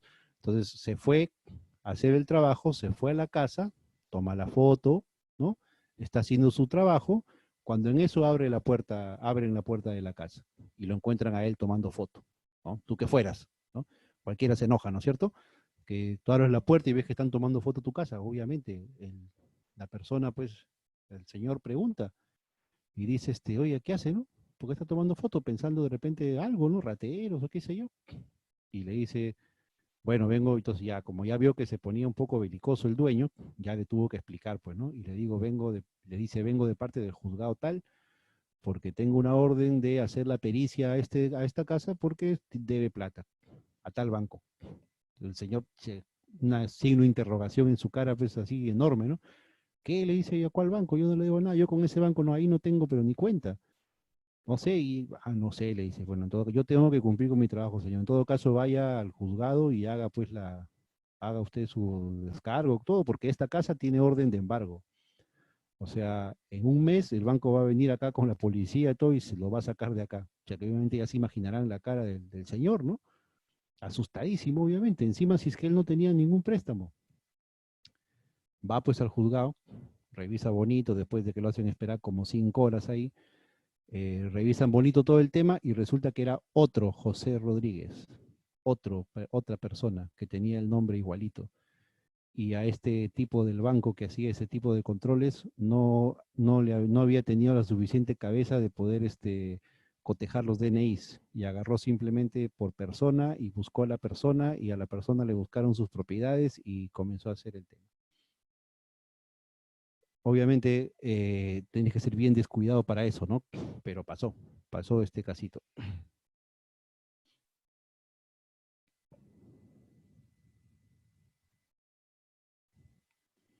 Y así igual también, ¿no? Se tiene que ser específico, por ejemplo, también con la dirección. Cuando tú vas a hacer una tasación, tienes que ser específico no solamente con los linderos que acabamos de conversar ahorita, sino también con la dirección. En alguna ocasión también hubo una tasación judicial y la dirección decía auxiliar kilómetro 43 de la Panamericana, auxiliar kilómetro 43, pero como el tasador no conocía muy bien la zona, no parece que decidió no leer la palabra auxiliar y lo que se iba es al kilómetro 43 de la autopista Panamericana, que es diferente al auxiliar kilómetro 43 que la autopista kilómetro 43, ¿no es cierto? Son dos cosas diferentes, pero él le sacó el precio a la casa que no era. Tremendo embrollo, tremendo roche también para ti, ¿no? Porque él se fue con un precio que se refería a una propiedad que quedaba en el kilómetro 43, cuando el tema del litigio era el auxiliar kilómetro 43. Entonces, básicamente, la mitad del juicio se comió y se comenzaron a arrastrar errores, todo porque el tasador le había mandado otro expediente que no era. Cuando después se dieron cuenta, prácticamente tuvieron que volver varias fases hacia atrás y ya ese tasador lo marcaron con una X, ¿no? Ya no quisieron volver a trabajar con él porque les hizo perder tiempo a todo el mundo, ¿no? Si no es que porque uno de los dueños mira la tasación y mira el esquemita y que tenía cierta idea seguramente sobre los planos, él lo mira y dice, pero mi terreno no tiene esta forma, dice, señor juez, el tasador dice que este es el terreno, pero mi terreno no tiene esta forma, es cuadrado. Y, ucha, ya, tremendo roche, ¿no? Ya se imaginarán.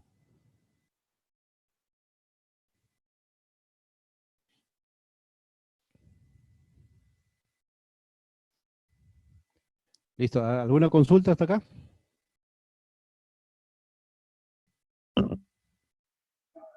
Todo bien, ingeniero. Listo, todo bien. Entonces, eso es a grandes rasgos lo que es una tasación judicial.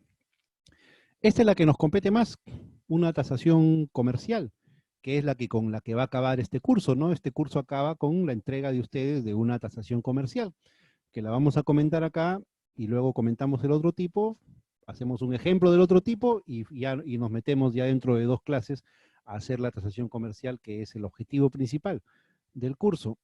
Entonces, ¿qué cosa es la tasación comercial?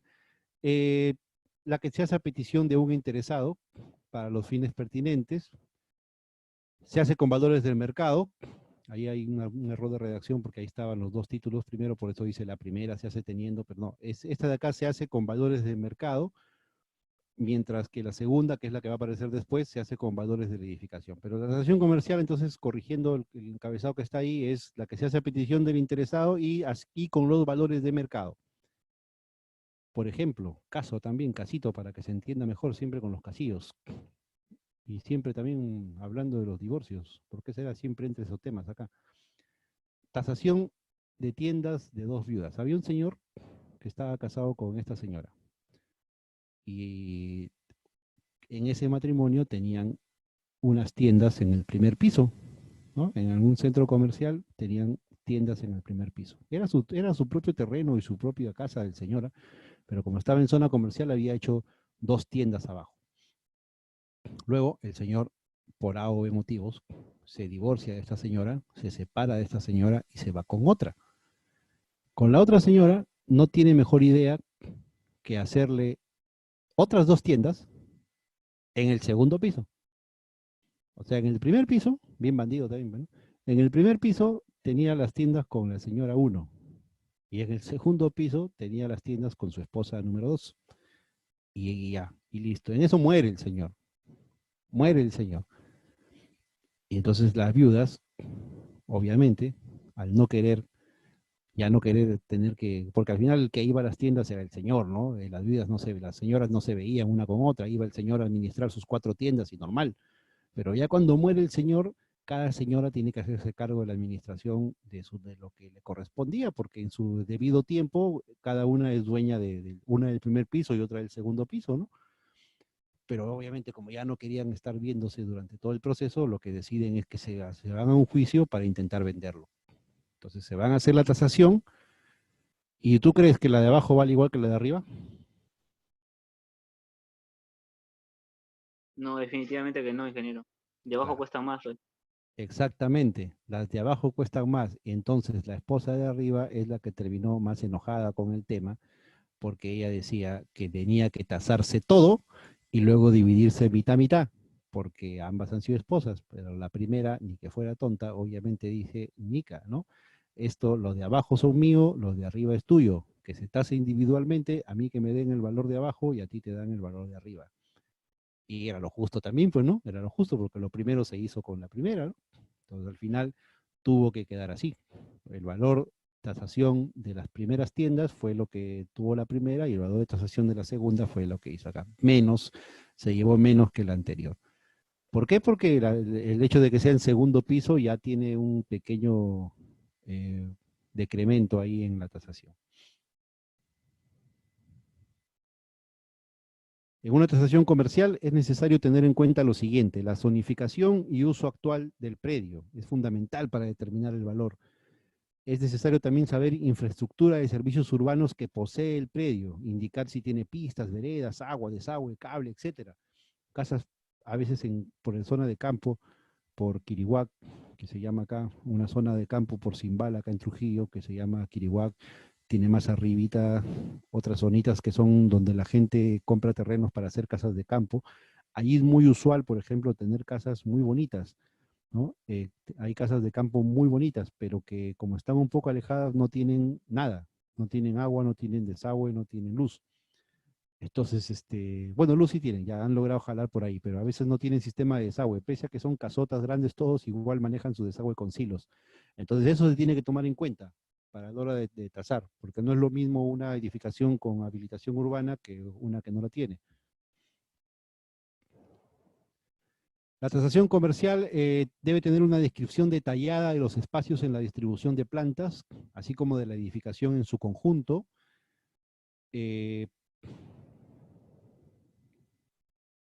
Por ejemplo, ¿no? Si, no, o sea, en la tasación comercial tiene que haber una descripción de las plantas, nos dicen, ¿no? Entonces, ejemplo, describamos una casa que está dentro de una quinta. Sí sabes que es una quinta, ¿no es cierto? Entonces, una casa que está dentro de una quinta es lo que vas a describir. El modo 1 sería decir la casa 4, porque dentro de una quinta tienen su numeración, ¿no es cierto? Entonces dices la casa 4, que tiene sala, comedor, baño, etcétera, etcétera, etcétera. Sigues mencionando ahí, ¿no? Ese es un modo de describir modo 1. Y ahí viene el modo 2, el que ya saben que obviamente es el que más me gusta y es el que debe ser. Entonces, donde tú en el modo 2, tú describes la edificación, por ejemplo, de este modo. La tipología de la edificación corresponde a una quinta, o sea, primero describes el más grande, ¿no es cierto? Que se encuentra frente a la calle San Pedro número 480, la cual tiene un pasaje interior central por el que se llega a la casa 4, la que tiene sala, comedor, baño, etcétera, etcétera, etcétera. El número 1 se mandó de frente, la casa 4 tiene sala, comedor, etcétera. Entonces, no, el número 2, más profesional, primero te indica la tipología de la edificación general, la grande, la quinta. Luego ubica la quinta. Y luego te indica que cómo llegas a la casa 4, a través de un pasaje interior central, llegas a la casa 4. Y después recién ya describe los ambientes interiores. ¿Correcto? Entonces, ya no vamos a hacer ejercicio sobre esto, pero les doy más o menos la idea cómo es que con la idea con lo que le presenté de los linderos, y ahora que te digo con esto, ya más o menos entiendes por dónde voy, ¿no es cierto? Entiendes cómo debe ser un dictamen de tasación, qué tipo de redacciones debe tener, que tú siempre tienes que pensar en dar la mejor ubicación posible a tus resúmenes, a tus dictámenes, para que sean pues lo más profesional posible. El mejor dictamen es el que tiene la mayor cantidad de detalles. Ahí hasta se ve mejor también. ¿Correcto? O sea, básicamente el modo 2, como está la figurita ahí, te lleva de la manito. Y eso es lo que ustedes deben lograr. Que sus descripciones, ya sea de los linderos o, por ejemplo, la descripción de la distribución de una casa, sea como llevar a un niño de la manito por todos los ambientes y que mentalmente, leyendo tu descripción, mentalmente yo lo recorro todo. ¿Correcto? Se tiene que conocer también el estado de conservación, que se debe calcular según el Reglamento Nacional de Tasaciones. En el Reglamento Nacional de Tasaciones, que ya lo vamos a ver, hay una forma de cómo determinar el estado de conservación. Valores recientes de compra de predios similares es muy importante. Y pues eso es más bien una de las cosas más importantes para hacer la tasación comercial, es saber a cuánto se han comprado o vendido las propiedades que están alrededor de la que tú vas a estudiar. Eso es importantísimo. Ventajas y desventajas de la zona urbana. O sea, dentro de la zona urbana, ¿qué ventajas de sacarle provecho habría y qué desventajas habría de no sacarle provecho, por ejemplo, si es comercial o no? La habilitación urbana, si está completa o incompleta, ¿no? Ya dijimos este tema, o sea, si tiene pistas, calles, agua, desagüe. Si la casa tiene distribución, ventilación, circulación, privacidad, puede ser una casota con los mejores materiales, en la mejor zona, pero si tú entras a la casa, y en este caso incluso los arquitectos son mejores en esta parte, ¿no? Porque si tú entras a la casa y ves que la casa, pese a ser grande, si tú la ves y según tu análisis profesional como que no está bien iluminada, su sala es un cajón en el medio todo oscuro, no tiene ventilación. Entonces, No funciona bien, sería, ¿no? ¿no? ¿Perdón? No es funcional, sería, ¿no? La vivienda no es funcional, digo. A eso le llaman funcional. Yo le entiendo funcional cuando funcionan la parte que tiene que operar, a eso le llamo yo funcional. Pero si eso usted le llaman funcional, no hay problema, digámosle funcional. O sea, en temas de ventilación, circulación, Eso sería privacidad. que está mal diseñada, porque uno tiene que tener en cuenta la luz, la ventilación, todo eso. Claro, yo entiendo esa parte como diseño más que funcional. Funcional es cuando todo el conjunto está operativo, ¿no? Cuando el desagüe funciona bien y no tiene atoros, cuando la luz, cuando la electricidad, cuando el diseño, todo junto, ¿no? En este caso hablamos de esto, ¿no? Ahí, bueno, ¿quién más que tú para que te des cuenta de eso, ¿no? Entonces, si tú eres un tasador con experiencia, podrías decir, bueno, mira, está bien que la casa del costado se haya vendido a $100,000, pero la casa del costado es diferente a esta. Pero dice, pero mi casa está al lado. ¿Por qué no vale $100,000 también si mi casa está acá al lado? Sí, pero mira, ve, tú tienes, o sea, quien acá va a ser más difícil convencer a alguien para que lo compre porque mira pues lo que tiene, ¿no? Esta parte va a tener que hacer reparaciones, o sea, quien quiere vivir acá va a tener que hacer reparaciones, tener que sacar, romper esta pared, probablemente. Hay cosas que tú tienes que asumir dentro del valor. Entonces le recomiendas a tu cliente, yo no la vendería igual que la del costado porque tú tienes problemas acá en circulación, en privacidad, por ejemplo. Acá yo veo que alguien puede pasar. Eso no es la programación, ingeniero. No te entendí, se escuchó como robot el micro. Si lo tipeas o a ver, intentas. Eso no es la programación de una edificación. Programación. No, está Yo le llamo- equivocado. Así lo llaman ingeniero, pero ese es un tema arquitectónico ya, o sea. Claro, pero no es así, es otro, se llama, es otro nombre. Bueno, a ver, como dice Díaz, me dice así le llaman, pero eso es cosa de arquitecto, usted no se meta. Pero no, programación. Pero estudiamos arquitectura nosotros. Ya está bien. Claro. Tranquilo. Sigamos nomás. Programación de Cálmense, una obra, compañeros. programación de una edificación es cuando tú haces el control de esa edificación. Eso se llama programar una obra, es programar las partidas para que en el momento de construirlas. Eso es programación de obra. Pero si es que por ahí ustedes han usado el término programación para cuando hacen el diseño de distribución, ventilación, circulación, bueno, ya díganle programación. Programación arquitectónica, ingeniero. Correcto, ya está bien, ok. Entonces, está bien, usen el término de programación arquitectónica, no hay ningún problema con ello. La cosa es que se entienda de que qué estamos hablando al fin y al cabo para unificar nuestros idiomas. Estamos hablando de problemas como distribución, ventilación, circulación y privacidad, ¿correcto? Ese es finalmente el tema. Ya si ustedes le llaman a eso programación arquitectónica, ya está bien, ¿no? Está bien. Es parte ya de su cada uno en su propia carrera pues tiene terminologías y cosas que de repente hacían una falta clara. Yo, por ejemplo, no sabía que esta parte le llamaban ustedes programación arquitectónica. Sí, ingeniero, la programación arquitectónica más o menos es donde se ven los establecimientos, la población, tal vez la cantidad de área que va a tener un espacio, los espacios, y área parcial y área total. Eso es más o menos. Es determinar los ambientes, más que nada. No, solamente determinar los ambientes. Determinar, esa es una programación prácticamente. Ya, también. A ver, yo estoy aceptando que no conocía el término y estaba escuchando para ver si aprendía un nuevo término, pero decídanse, ¿no? ¿Qué es?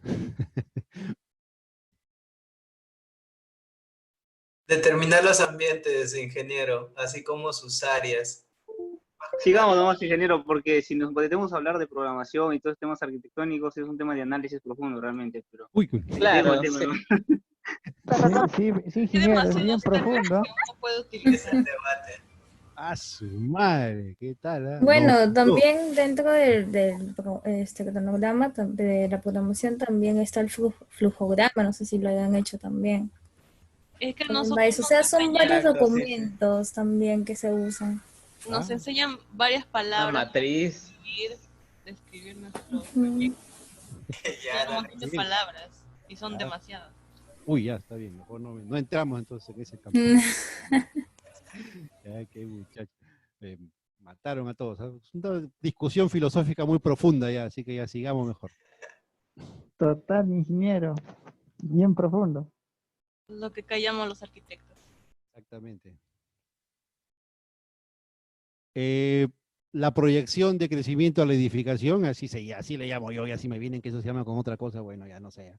Lo que se ve en la tasación, lo que se ve en la tasación es la proyección de crecimiento que tiene esa edificación, que ya vimos un ejemplo, ¿no es cierto? Si es que la edificación tú ves que ya va a quedar ahí, entonces tiene un valor. Pero si tú ves que ahí se le pueden agregar un par de pisos más, entonces tiene otro valor. Eso también tienes que verlo en una tasación comercial. Sobre este tipo de tasación vamos a ampliar mucho en las clases posteriores. Básicamente, una vez que volvamos a ver este tema, con este tema nos vamos hasta el final del curso, porque esto es la parte del corazón de la tasación, es la tasación comercial. La que más nos sirve también porque para que tú seas un tasador judicial tiene que pasar años de experiencia que tienes que tener, si es que te interesa este campo. Normalmente todo mundo empieza tasando comercialmente. Es donde todo mundo gana la experiencia, en la tasación comercial, porque es una tasación sin problemas, digamos, ¿no? No, si te equivocas acá no tiene grandes consecuencias como si te equivocas ante el juez. O sea, en este caso es casi donde donde todo el mundo tiene que empezar, porque para ser tasador judicial te piden la experiencia previa. ¿Y dónde la sacas? Haciendo tasación comercial. El otro tipo de tasación es la tasación arancelaria o reglamentaria. Este tipo de tasación sirve para establecer los valores de una construcción para efecto de pago de tributos municipales, licencias de obra, declaratorias de edificación, entre otros. Más o menos con ese tipo de tasación, no más o menos no, con ese tipo de tasación es que sacan el DP, ¿no? La declaración de predio, la declaración jurada que se llama, donde tú pagas tus impuestos. Así también se llama en otras ciudades, supongo. Este nombre es nacional, me parece. No creo que se llame de otra manera. Entonces, ¿cuánto es lo que vas a pagar por tu predio, por tu casa? Se saca mediante este tipo de tasación. Por ejemplo, ven acá el valor que dice abajo, 1.264.986.13. Eso es el valor arancelario de esta propiedad que estamos viendo acá. 1.264.986.13. Ese es su valor, ese es lo que vale. Pero ni loco, ni que estarías loco de que si es que quisieras vender la edificación que te estoy mostrando ahorita, lo vas a vender a 1.264.000. El valor arancelario siempre es muy, muy por debajo del valor comercial. Entonces, por eso es que tienes que fijarte para qué haces la tasación. No sé si está su compañero Luis Fernando, pero eso él sobre esto me preguntó, creo, en la primera clase, que él había participado de un proceso de evaluación con este método. Entonces, este método lo que hace es sacar el valor arancelario. Pero ojo, ¿es un valor que vale? Claro que vale, pero tienes que tú definir para qué lo estás sacando la tasación. Es un valor que va a valer para efectos de lo que estamos viendo arriba, para efectos arancelarios, de pagar impuestos, para efectos municipales, pero jamás, jamás para vender una propiedad. El valor de esta propiedad va a estar en 4 o 5 veces más ese valor que está ahí.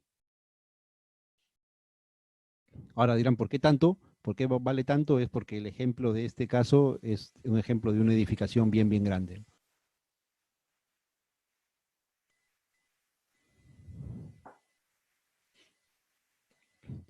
Correcto, entonces, pero lo primero que vamos a hacer es aprender a tasar así.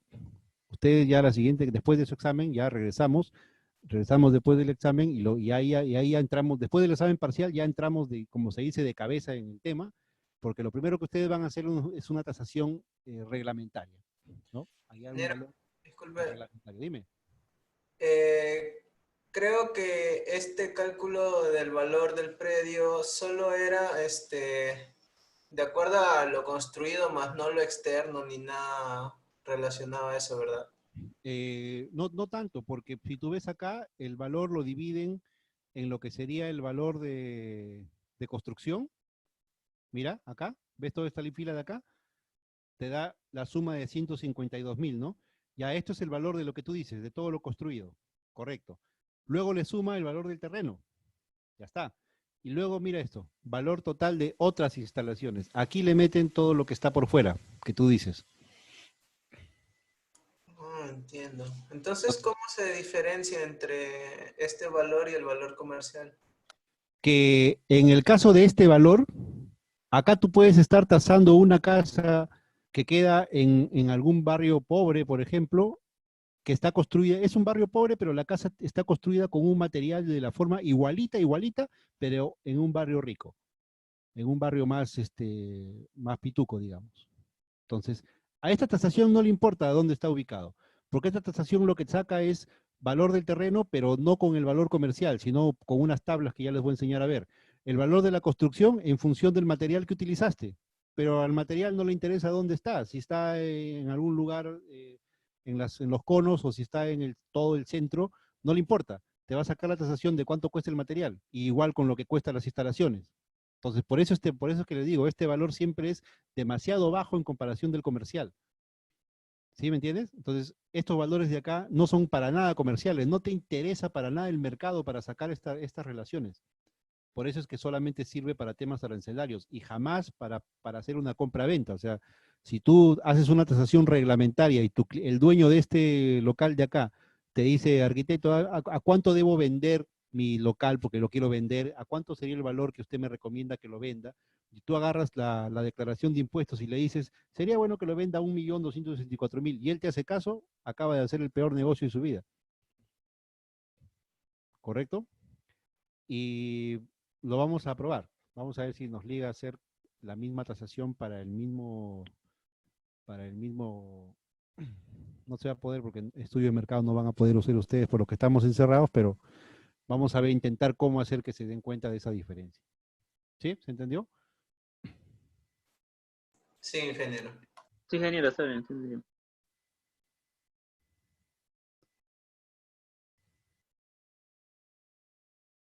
A ver, ¿qué dice por el chat? Díaz Rimac, la programación. Ya hablamos de la programación arquitectónica, Díaz Rimac, ¿por qué eres espeso? No, gracias por el aporte de la... No, ingeniero, es solamente para que lo vean nada más. No, no es para que... Te digo de broma. Sí, sí.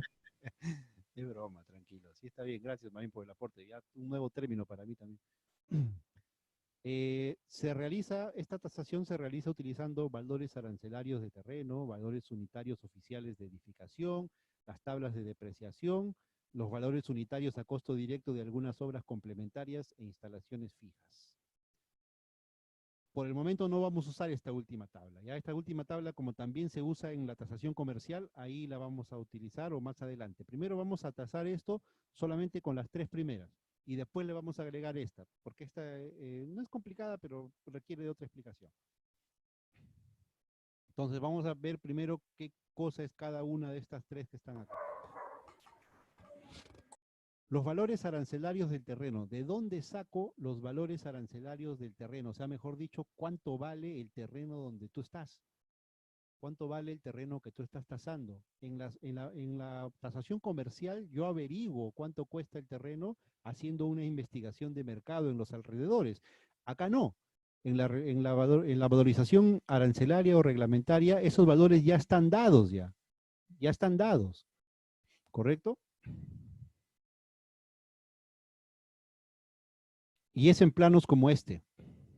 Obviamente no se ve muy bien, pero es en planos como este, que en el caso, yo les voy a dar los valores, yo ahorita les voy a enseñar cómo se leen este tipo de planos, pero yo les voy a dar los valores porque lo que yo tengo de esto son los planos de los valores de toda la provincia, de toda la región de Trujillo. Lo tengo, es un archivo que pesa como más de 2 gigas, casi 2 gigas creo, pero es la información de toda la región La Libertad. Entonces, primero pensé, el curso estaba planificado para pasar estos planos cuando yo dicto el curso acá en Trujillo, y en función de plano lo hacemos real, porque el plano la casa que tú vas a tasar, la buscas en tu plano y le sacas el valor. Pero bueno, aquí estamos de varias regiones. Y sí, pues ya por cuestiones de tiempo no tengo esa información, no la tengo en caso Yo tengo de Huaraz, ingeniero. o en el caso de Huaraz, por ejemplo, de la zona de Ancash. Yo tengo de Huaraz, ingeniero. Si lo tienes de Huaraz, entonces podrías, cuando deje el trabajo, adecuar su trabajo a la zona de Huaraz y ya está. Pero para efecto de los otros, no se preocupen, porque la verdad, para mí obtenerlo esto ha sido un poco complicado. Felizmente, ahora ya no tanto, porque la región de La Libertad ya lo cuelga esto en un link que es fácil de bajar. Entonces, para los trujillanos ya sí lo haces, nos facilita un poco el trabajo, pero no sé si así lo hacen en otras regiones. Por eso, en este plano les voy a enseñar a leer y todo, pero no va a ser exigible que lo tengas, porque si tu región no lo ha colgado o la municipalidad no te da esa información, y ahorita en esta época también es fregado que te vayas a averiguar. Entonces, digamos que no es obligatorio esto, pero sí no podía pues dejar pasar la oportunidad de enseñarles cómo se ve esto, ¿no? Entonces, este tipo de planos lo que tiene, obviamente ahí no se ve, ahí está más ampliado, uno de los sectores más ampliado. Este tipo de planos lo que tiene es que tienes que ubicar el terreno que deseas tasar y ahí vas a encontrar su valor arancelario por metro cuadrado. O sea, si la casa que tú vas a tasar es la que está acá, mirando para esta esquina de acá, tu casita está acá, el valor arancelario del terreno es 196 soles por metro cuadrado. Entonces, si tu casa está ubicada acá, vale eso. Si tu casa está mirando hacia la avenida de acá, tu casa tiene un valor arancelario de 245 soles por metro cuadrado. Entonces, ¿cómo sacarías el valor del terreno? Multiplicando este valor de acá por la cantidad de metros cuadrados que tiene el terreno que estás tasando. ¿Sí? ¿Se entendió? ¿Puede repetir la última parte, por favor, ingeniero? Correcto. Sí, por favor. El plano de valores arancelarios de terreno, uno como este, en realidad es uno como este, ¿no es cierto? Sino que acá emplea un sector para que se pueda ver. Lo que te indica, los números que ustedes ven acá en un plano como este, si es que alguna vez lo van a ver en vivo y en directo, los números que están acá indican el valor por metro cuadrado del terreno. Esto es lo que vale cada metro cuadrado, no todo el terreno, ¿no? Porque no hay forma de saber de todo, tú ya lo vas a averiguar cuando tases. Entonces, lo que te indica esto es cuánto vale el metro cuadrado según la zona. Entonces, si tu casa queda acá, donde está el mouse, quiere decir que tu terreno de la casa que estás tasando acá vale 196 soles por metro. Si tu casa queda acá, quiere decir que vale 200, en la misma manzana, pero mirando hacia la avenida, vale más, ¿no es cierto? En la misma manzana, pero mirando hacia la avenida, vale 245 soles por metro cuadrado. Entonces, si yo te pregunto, ¿cuánto vale tu terreno completo? ¿Qué harías?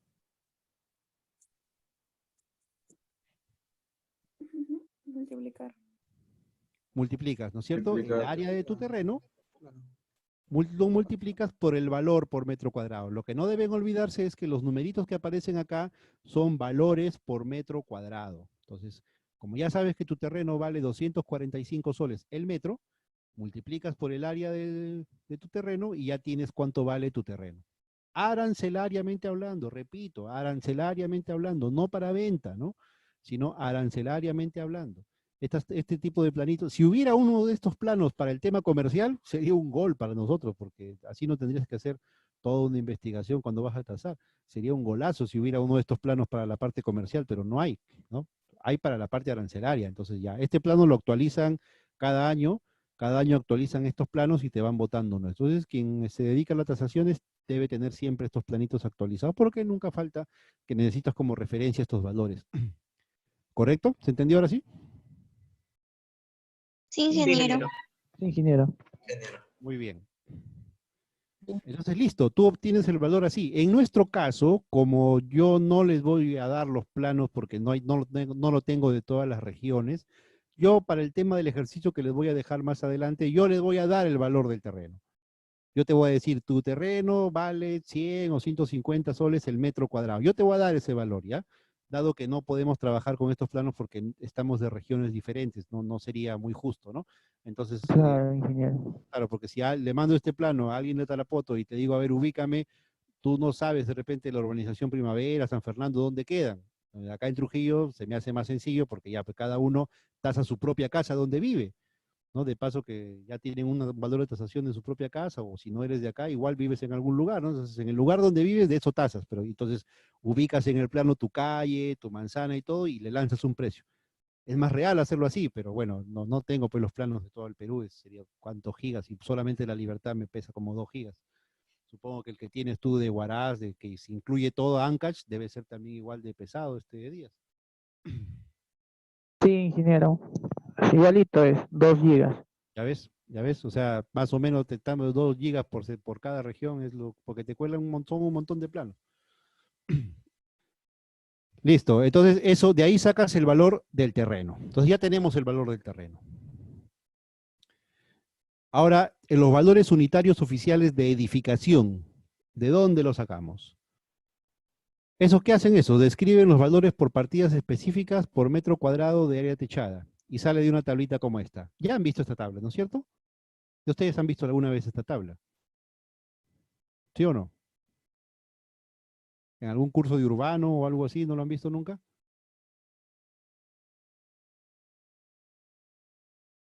Creo que no. ¿No? No. No, no parece que no. Listo. Entonces, ¿esta tabla qué nos va a dar esta tabla? Esta tabla nos da el valor de la edificación, porque ya tenemos el valor del terreno. Y recuerden que toda tasación siempre va a ser valor del terreno, más valor de la edificación, más valor de las cosas adicionales, eso va a ser el valor total. Entonces, ya el valor del terreno ya sabemos cómo sacarlo con la tabla anterior. Ahora nos falta saber cómo sacar el valor de lo que está construido. Entonces, eso se hace con esta tabla. ¿Correcto? ¿Y cómo se usa? Primero, inicias evaluando la parte que dice muros y columnas. Acá te da el orden. Si tú ves acá, dice muros y columnas. Entonces, con la primera columna que dice muros y columnas, tú comienzas a leer estas descripciones y ves cuál es la que se aplica o cuál es la que cumple con la edificación que estás tasando. ¿Correcto? Para muros y columnas, en tu casa que estás mirando, la que estás tasando, tiene estructura laminar, curvada, concreto armado, que incluye una sola armadura, cimentación, techo.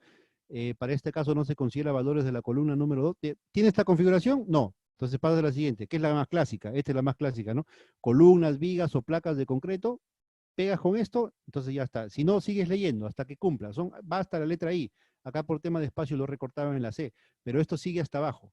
Entonces, por cada columna, tú ves cuál se cumple en tu edificación. Entonces, Ingeniero, ¿eso nos va a pasar también? eso está colgado. Está colgado en el aula virtual. Ya revisé lo que había pasado con la 5, la semana 5. Yo le había puesto visible a la carpeta, pero no sé por qué. Está todavía configurándose ese tema de Blackboard, ¿no? Hay que entender también. Estaba como no visible la parte de las 5, pero yo supongo que ya se puede ver el material 5. Ahí está subido este material de los reglamentos, la tabla, este tema de acá, valores unitarios está ahí en la parte de anexos, en la semana 5. ¿Correcto? Entonces, tú vas desplazándote por la fila muros y columnas y ves cuál cumple. Si cumple la A, entonces tomas el valor de A. Por ejemplo, estoy desplazándome por techos y el primero lo cumplió. Losa aligerada o de concreto armado con luces mayores a 6 metros, con sobrecarga mayor a 300 kilogramos por metro cuadrado. Ya, esto cumple para mí, entonces yo agarro este valor, 306.88, y le pongo la configuración de A. Agarro que es A y tomo el valor, 306.88.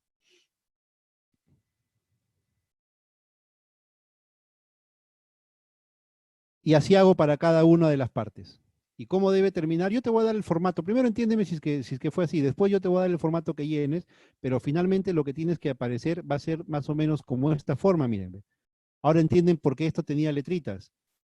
De ahí han salido. Esto quiere decir que el sótano del primer nivel, que así le llamaban en el plano, el sótano del primer nivel tiene esta configuración. Aquí está, muros y columnas del tipo E, techos del tipo G, pisos del tipo E, y así. Por eso están estas de acá. Esto es lo mismo. ¿Cómo han salido esas letritas que estaban en esa tabla? Así. Entonces, la casa que tú estás tasando, miras, para muros y columnas, ¿cuál es? A, B, C, D. D. Entonces pones D y aguardas el valor. Para techos, ¿cuál se cumple? La A, pones A y guardas el valor. ¿Sí? ¿Se entendió? Después lo vamos a hacer con más claridad, pero primero quiero ver si que esta partecita se entendió. Sí, ingeniero. Listo, entonces, digamos que la transacción arancelaria trata de hacerlo más fácil para evitar que exista el criterio, porque recuerden que como esto más vale para cosas del Estado, el Estado intenta que no haya mucho criterio para que no fluctúen mucho los valores y haya un criterio unificado para todos. Por eso, para el valor del terreno te da tu tabla, para el valor de edificación te da tu tabla, para el valor de otras obras e instalaciones complementarias te da tu tabla. Para todo el Estado te da tu tabla, para evitar pues que los criterios hagan que fluctúe un poco el valor. Finalmente, con esto terminamos el día de hoy, y vienen las tablas de depreciación. que te ayudan a saber la antigüedad o el estado de conservación. El tasador debe ser capaz de determinar el estado de conservación. El estado de conservación de una edificación será calificado como bueno, bueno, regular, malo, muy malo. Tú le tienes que dar una calificación de esas. Muy bueno, bueno, regular, malo o muy malo. ¿Con qué criterios? Con los que está acá. Muy bueno, la edificación que recibe mantenimiento permanente y no presenta deterioro alguno. Si tú, la casa que vas a tasar tiene estas características, tú la vas a considerar como muy bueno. Bueno, la edificación recibe mantenimiento permanente y solo tiene ligeros deterioros en los acabados debido al uso normal. Eso es bueno. Regular, las edificaciones que reciben mantenimiento esporádico, o sea, de vez en cuando, cuya estructura no tiene deterioro, y si lo tiene, no compromete, y son deterioros subsanables, o que los acabados o instalaciones tienen deterioros debido a su uso normal. O sea, sí tiene sus rajaduras, tiene sus cosas, pero son cosas que no comprometen a la estructura en sí, o son cosas que se pueden subsanar. Malo, estado de conservación malo, ya son las edificaciones que no reciben un mantenimiento regular, cuya estructura tiene deterioros, que lo comprometen, pero que no ponen peligro de que se vaya a derrumbar. O sea, ya tiene deterioros mayores que los de regular, ¿no? Pero aún así todavía no parece que se va a derrumbar, pero ya tiene deterioros de tipo estructural. Y muy malo ya son las edificaciones, obviamente, que presentan un deterioro que se puede presumir incluso que va a colapsar, o sea, que se va a deteriorar, que se va a caer. Ya eso se considera muy malo. Y esta es la tablita, ¿correcto? Con esta nos vamos. ¿Cómo se trabaja con esta tabla? Debo conocer la antigüedad en años de edificación. De la casa que tú estás tasando, que te voy a mandar a tasar, de esa tú tienes que saber cuántos años de antigüedad tiene. Digamos, tiene 18 años. Si tiene 18 años de antigüedad, le corresponde estar acá, ¿sí o no? Hasta 20 años. ¿No es cierto? Porque tiene 18, no puede estar arriba porque acá dice hasta 15, acá dice hasta 25. Si la casa que yo estoy tasando descubro que tiene 18 años de antigüedad, ya saben cómo descubrir que tiene, cómo demostrar la antigüedad que tiene, ¿no es cierto? Por la licencia de obra, por algún dato que te puedes... Ya hemos hablado de cómo se obtienen las antigüedades de las edificaciones. Entonces, digamos, si tiene 18 años, le corresponde estar en esta fila de acá. Luego tú dices... Reconoces el material estructural predominante en esa edificación. Primero defines su antigüedad en años, luego de qué material predominantemente está hecho. O sea, ¿qué tiene más? ¿Concreto, ladrillo o adobe? Digamos que sea como la mayoría de las casas que tiene ladrillo. Entonces, es una edificación de hasta 20 años que tiene ladrillo. Ahora sí, según los parámetros que te acabo de leer, tú determinas el estado de conservación. Muy bueno, bueno, regular, malo, y la otra que falta. Digamos que tú lo consideras regular. Entonces le corresponde un valor de 29. Entonces le corresponde una depreciación del 29%. Entonces, si en el análisis de valor de construcción, mediante el uso de la tabla de valores unitarios, o sea, cuando usé la tabla anterior, la tabla que me daba el valor de construcción, ahí yo obtuve un valor de 338, eso sería el valor unitario. Lo que obtuve con la tabla anterior sería 338.60, pero ese es un valor unitario si es que la casa estaría nueva, pues. Ahora tengo que aplicarle la depreciación. ¿Qué hago? Esos 368 por 29, tengo una depreciación de 98.19. Quiere decir que el valor unitario depreciado es de 240.41 y ese es el valor que yo tomo por cada metro. Ese es el valor por metro. A esto todavía le multiplico por el área techada y tengo el área de toda la edificación. Pero solamente por cada metro en la tabla anterior, porque la tabla anterior lo que te da es el resultado por metro. La tabla anterior te da el resultado por metro construido. Ahí todavía tienes que multiplicarlo por el valor construido para tener el valor de toda la construcción. Pero antes de hacer esa multiplicación, primero deprécialo.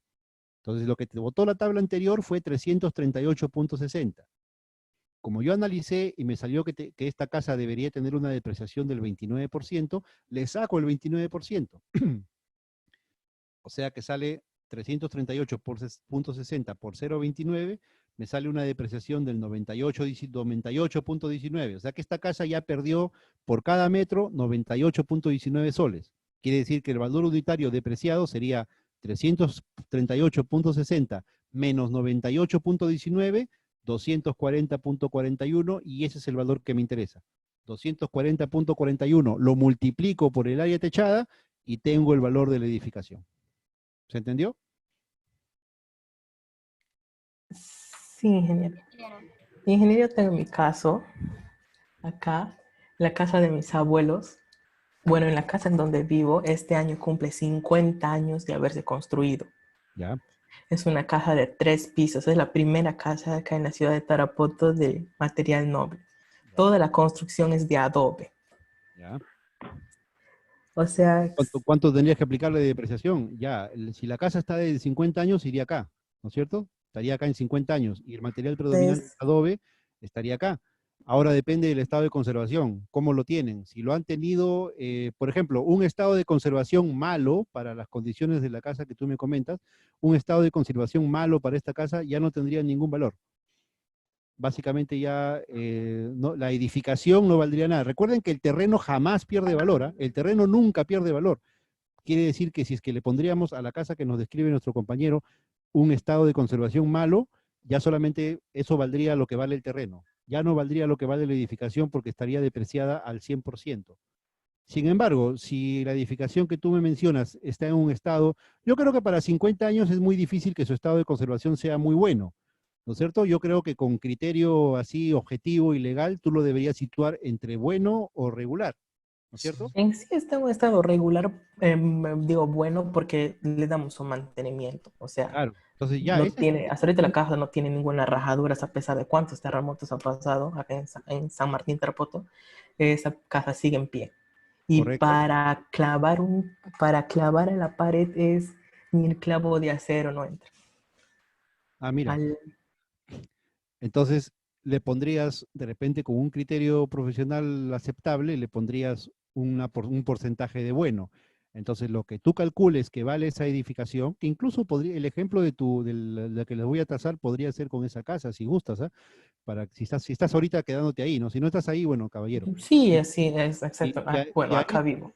Si ahí es donde estás pasando la cuarentena y tus demás compañeros de grupo lo aceptan, sería interesante que le saques el precio a la casa de tus abuelos, de paso que también ya sabes cuánto va a costar.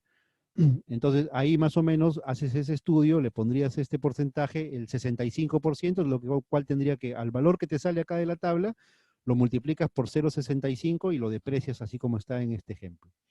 Ahora, la última. ¿Qué pasa si es que tú consideras que está entre bueno, pues no te animas entre regular y bueno? ¿No te parece que esté bueno, pero está un poquito mejor que regular? Tú eres libre de moverte acá, porque mira, acá hay 65 de bueno y regular 80, pero si el perito tasador así lo estipula, utiliza, por ejemplo, 75. Pero no está en ningún valor de la tabla, sí, pero en mi reporte yo voy a poner que según mi análisis el estado de conservación se encuentra entre bueno y regular, por eso voy a utilizar el porcentaje de depreciación de 75, que no está, pero tú pareces el perito, porque para eso tienes criterio, para eso tú eres el que ha ido a mirar la construcción, ¿no? Entonces tú puedes decir, no lo considero bueno, pero está un poquito más que regular, así que me quedo acá en la mitad y tú le pones el valor dentro de ese rango, ¿correcto? Ok. Listo, chicos. Uy, incluso se nos fue, mira, 5 minutos de la hora. Pero así es cuando uno se vacila. Espero que ustedes también. Nada, repasen estos temas teóricos para el día de mañana, que es su examen parcial, va a ser en grupos. Son diferentes exámenes, tengo varias filas para cada uno, pero va a ser grupal para intentar que trabaje cada uno por su cuenta. Son como 10 tipos de exámenes que voy a repartirlos aleatoriamente entre todos ustedes. La única diferencia acá es que, bueno, a ver, Piero, en caso de Lima, cuida de que no vayan a pasar los grupos de 5 y con un tope de 6 excepciones, pero el promedio se mantenga en 5, por favor, Piero. Y Marco, no te olvides de partir en 2, así como ya seguramente lo han hecho porque ya me han mandado un trabajo, partir en 2 Sí, con ingeniero. el grupo de Trujillo, ¿no es cierto? Ya está. Entonces, nada, eso sería todo, chicos.